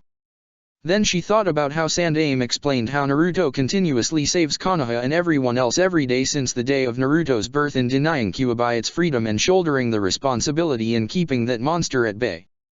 This helped to lighten Hinata's mood as she wiped away her tears. No one outside the council except for Naruto's family, consisting of Tsunade, Shizune, Jiraiya, Sandaime, and Kakashi, and closest friends, namely her and Ino, and some of the Umbu are aware of Naruto's darkest secret. At the same time though, Hinata felt happy that Naruto trusted her enough to share this secret without fearing her betraying their confidentiality. Hinata found herself growing more admiration and esteem for Tsunade after learning how she willingly adopted Naruto as her own child and nothing less, raising and teaching Naruto as his own mother. Being the son of a son in whose now Yondaime earned Naruto many fangirls, Hinata knew. Alongside this, Hinata knew that if word was to get out about Naruto being the son of Minato, every girl, and Kunoichi, older or younger, in Konoha would be after him in order to have their way with him, either publicly, in a dark alley or... Hinata blushed heavily upon realizing the perverted thoughts that were manifesting in her mind about her crush. She tried to block out those thoughts being thinking of something else. She thought back the times Naruto helped her in her training. Naruto would often help me when I needed practice using my Byakugan, using himself as the test subject. I can recall the number of times I saw through his clothes and checked out his surprisingly well-toned body. I'm doing it again, Hinata silently scolded herself with a blush on her face. Shaking her head, her mind drifted to when Sandaime explained how Naruto carries the responsibility of building the Namikaze clan and re-establishing it as one of Konoha's strongest clan again. When that thought crossed her mind, she thought about how Sasuke and Naruto carry the same responsibility in rebuilding their clans. Aside from Itachi who willfully slaughtered and deserted his own clan, both Naruto and Sasuke are the last of two powerful clans, making them both invaluable to Konoha. Namikaze Naruto-kun, Hinata daydreamed happily, visualizing herself talking to Naruto in private while wearing a beautifully made kimono with ornamentations fit for a Japanese princess. I, Hinata of the Hyuga clan, offer myself to you in being the one to help you rebuild your clan. It would be my highest honor in becoming your wife and bearing children for you. Her face turned even redder with a large smile on her face as she daydreamed even more about what she fantasizing about when. You look very happy Nichan, said a young feminine voice. Hinata snapped out of her train of thoughts before shooting and sitting up on her bed as she looked at the door to see Hanabi standing there, looking at her quizzically. What are you so happy about? Hanabi asked. Is about Naruto-sama. Hanabi saw her older sister's cheek glow redder with embarrassment as her head lowered a little. I heard from father that Naruto-sama rescued you from some mighty strong ninjas. He did, Hinata said as she gestured to Hanabi to step inside. Wanna hear about it? Shrugging, Hanabi stepped into her sister's room before Hinata related her encounter with the Akatsuki nins. At the Yamanaka residence. Inoichi was informed by Tsunade about how Ino was kidnapped by two S-level missing nins and rescued and saved by none other than Naruto. Like Hayashi, Inoichi knew that his daughter was as good as dead if she had tried to fight against Itachi, but he was amazed to hear about Naruto's victory against Itachi. Inoichi was present in the council when Sandaime labeled Naruto as a born Hokage a few hours after Kyuubi and Yondaime were sealed away into Naruto. He saw how Naruto grew up as his own individual with some of Yondaime's attributes manifesting through him. Inoichi and his wife acknowledged that Naruto was destined to do great things for Konoha and many other people and they wanted their daughter there with Naruto at his side when those things happened. That much was certain. Meanwhile, when Ino found out that her father Inoichi knew all along who Naruto's father was, she herself was left speechless. Like Hayashi, Ino knew how her father had encouraged and hardened her into forming a bond with Naruto. After meditating on the explanation Sandaime gave her earlier in regards to Naruto's heritage and Tsunade's involvement, and how he's both Yondaime and Yondaime's heir, she had so many reasons say thank you 1,000 times to her father for persuading her to befriend Naruto from the beginning. She wanted to tell Sakura so badly about Naruto's heritage, however she swore an oath of secrecy and she didn't want to violate that and offend Naruto and Sandaime. She didn't even tell her father that she now knew the secret. While in her room, Ino thought about Naruto a lot. She saw just how little she knew about him. Like Hinata, Ino openly shed some tears upon hearing how Naruto's birth mother died and how Yondaime, as much as it wounded him to do it, used Naruto, his own flesh and blood, as a living sacrifice to seal away Kyuubi and save all of Konoha, stopping the Kyuubi from doing further damage and killing more people. It pained Ino deeply knowing that Naruto carries such a heavy burden without his consent, but was inspired at the fact that Naruto never allowed this to crush his spirit and character. And the fact that Tsunade willingly chose to adopt and raise Naruto as her own son made Ino respect Tsunade a lot more than before. Ino thought about what Sandaime said about Naruto being the last of the Namikaze clan and carries the responsibility of rebuilding his clan and making it stronger than before. Again, she saw how both Naruto and Sasuke were opposites who were alike. Both boys came from two of the three strongest clans in Konoha, both of which are near extinction for different reasons. With the Namikaze clan it was because they had many enemies outside Konoha who sought their destruction, whereas the Uchiha clan was self-destructive, with Itachi as the trigger. Such is the life of the shinobi. Ino sighed as she thought about how both Sasuke and Naruto had to re-establish their clans again. But of course this was to be no easy for both boys and something of that magnitude would much time and effort.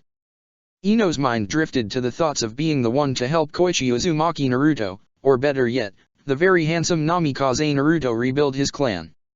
She giggled and blushed heavily on the idea, an idea that she decided in her heart that she was going to fulfill one day.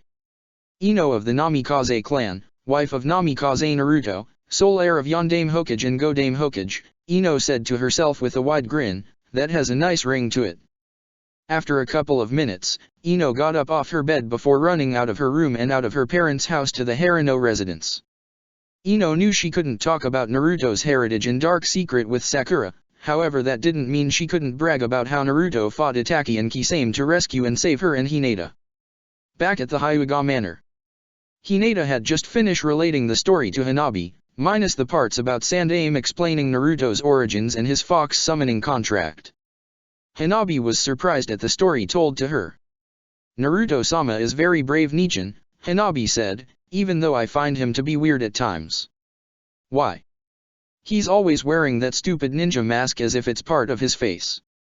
Doesn't he ever take it off, or is it that he doesn't have a face underneath it? Hanabi asked. He does, Hinata said laughed. And how do you know? Hanabi asked, have you ever seen under his mask? I've seen more than what's underneath his mask actually, Hinata thought out loud in an undertone. What's that supposed to mean? Hanabi asked suspiciously. Hinata blushed upon realizing her folly.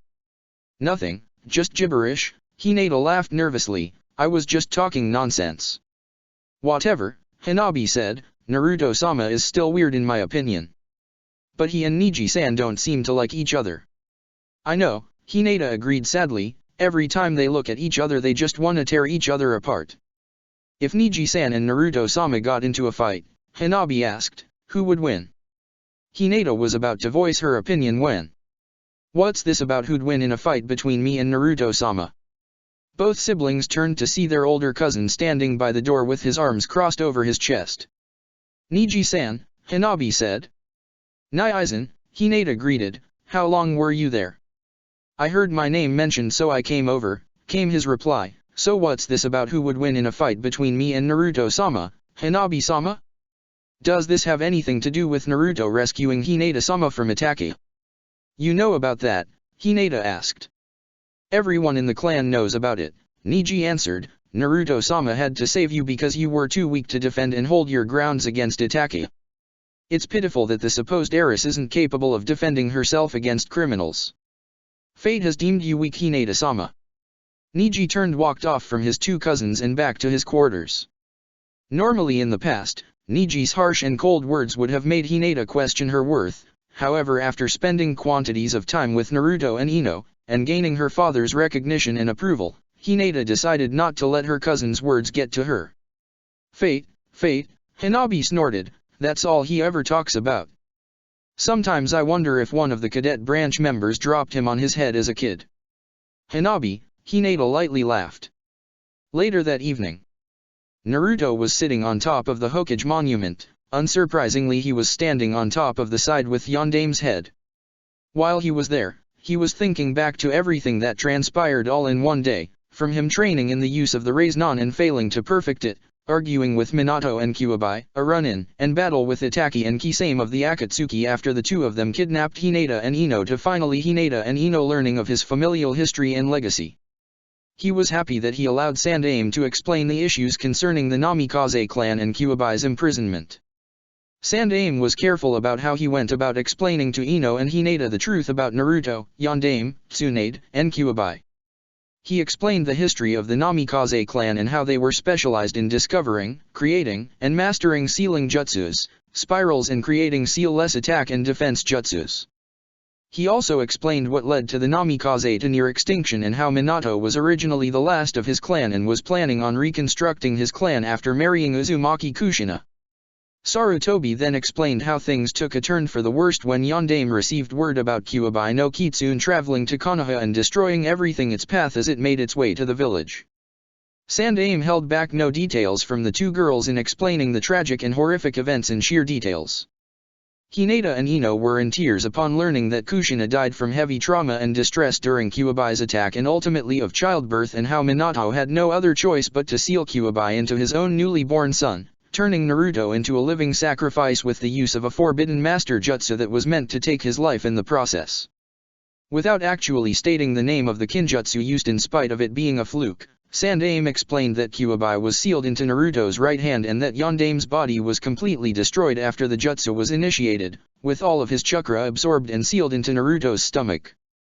Sarutobi was careful not to reveal that Yondaime Hokage himself was sealed into Naruto as well, and that Naruto is gradually absorbing his father's Hokage attributes, knowledge and wisdom.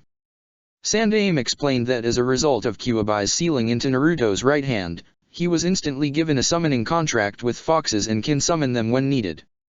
Sandaime then went on to explain how Hyuga Hayashi volunteered first to adopt Naruto into the main house of the Hyuga clan before explaining how Tsunade came into the picture and became Naruto's new mother and how he's been her only son ever since.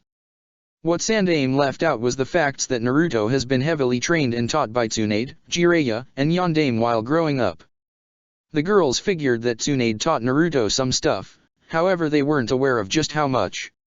Thinking back to those moments, Naruto remembered the shocked look on Hinata and Ino's faces after Sandaime revealed those revelations. It was also overwhelming for the girls to take in at one time, and he knew that they would never look at him the same way again. After a period of silence that felt like an eternity, both girls went over and hugged Naruto affectionately.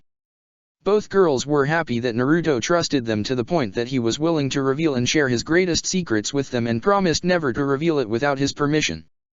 While standing there, he wondered what the unknown future has in store for him.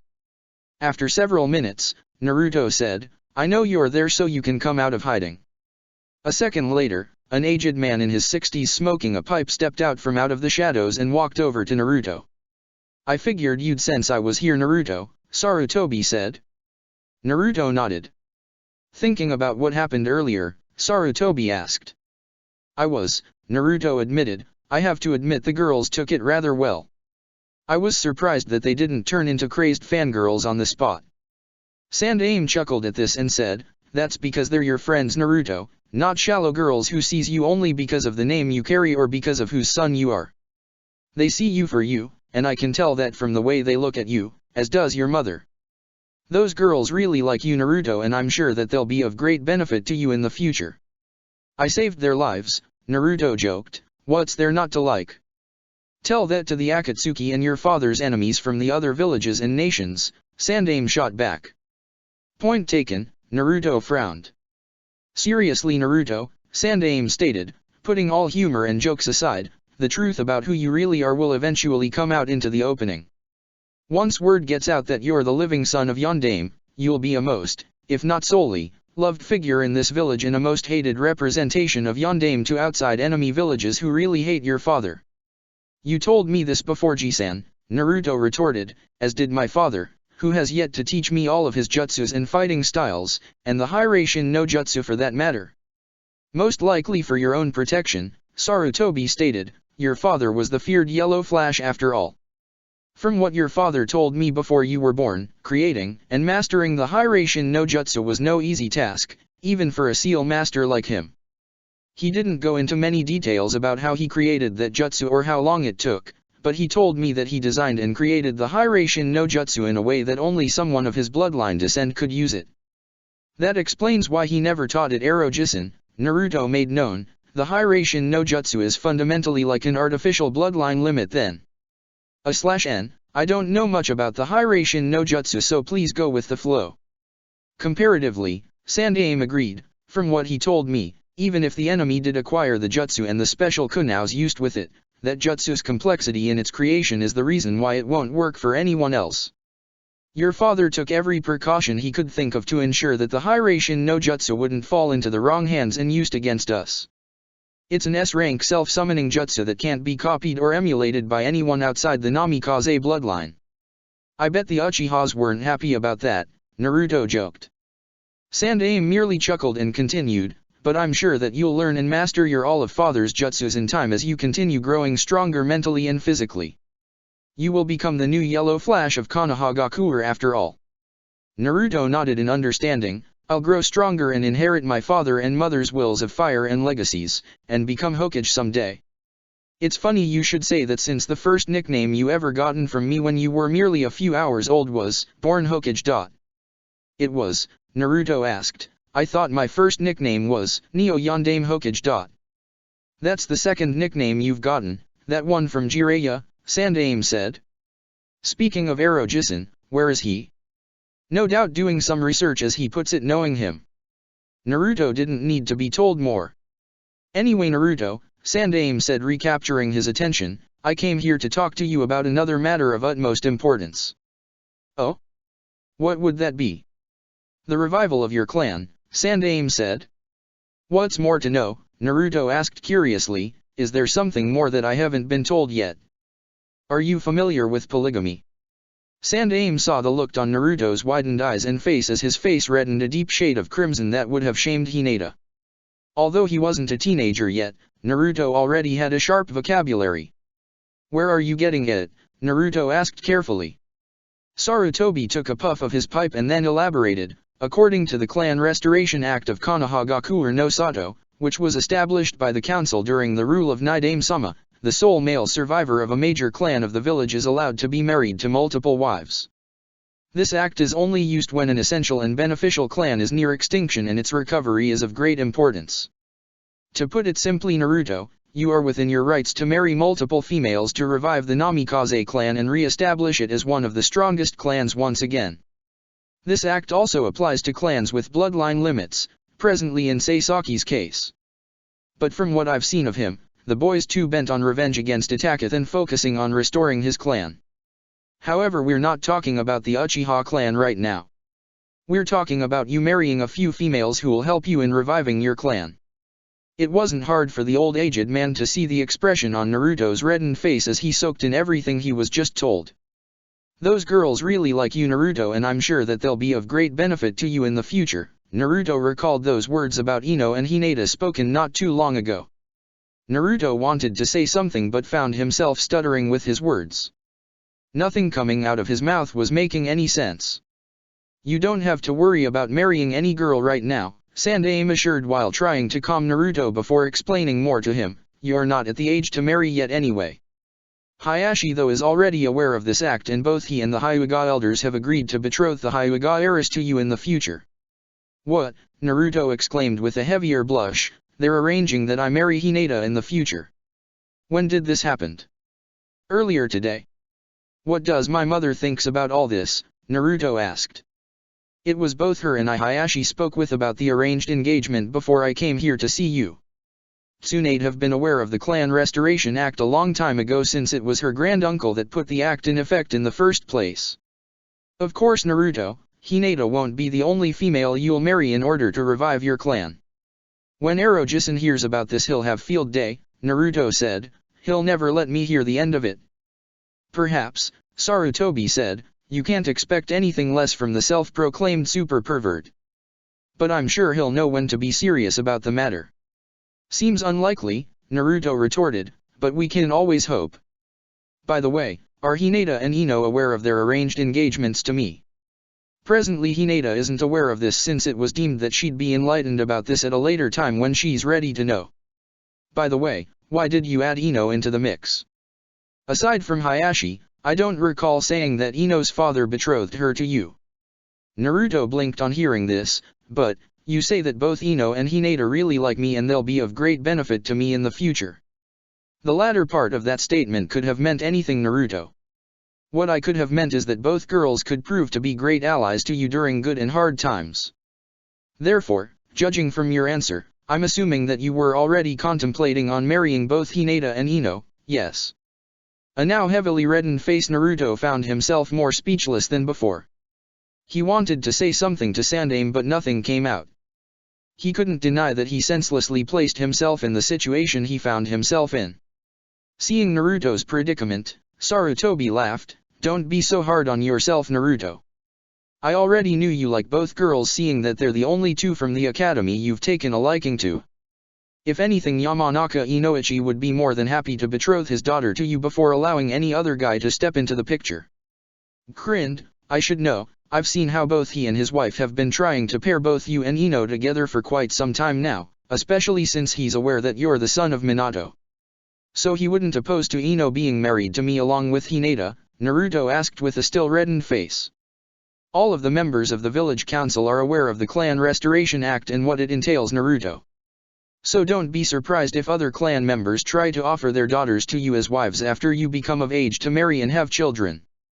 I don't know if I can look at girls the same way again, Naruto admitted, feeling as though Kakashi and Jiraiya's perverted traits were starting to rub off on him. Sandaime chuckled at Naruto and said, "I don't think Hinata and Ino will ever look at you the same way again either. Just promise me that when the time comes you'll be mature about this. This is a serious matter after all." "What's there not to be mature about?" Naruto retorted. "I'm the only Namikaze left and I'd hate to be the one responsible for guaranteeing its extinction.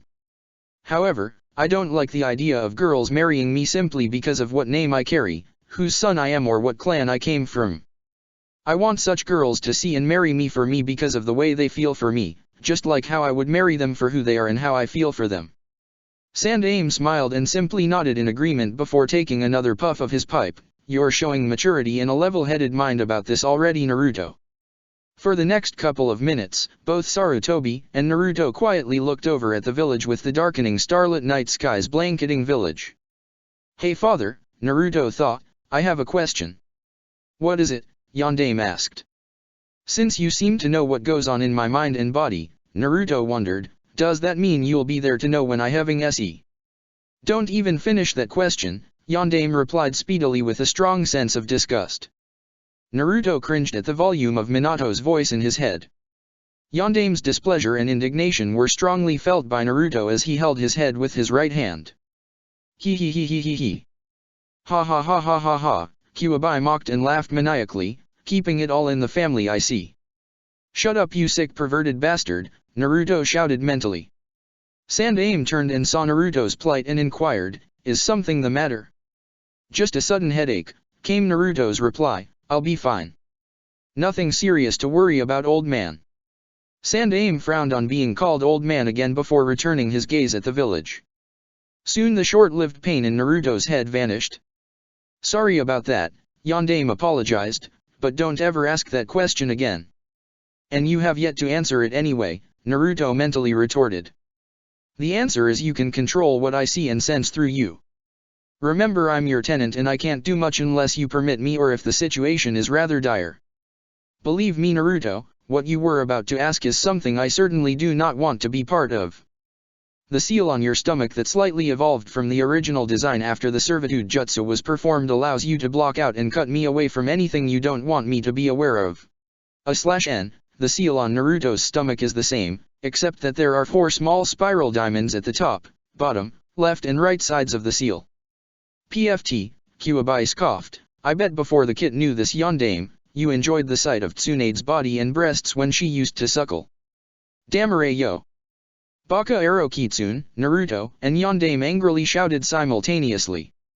Kuwabai chuckled to himself as he retreated back into the dark depths of his prison. Sighing to himself, Naruto thought, "Why me?" Check the description for the links to the author.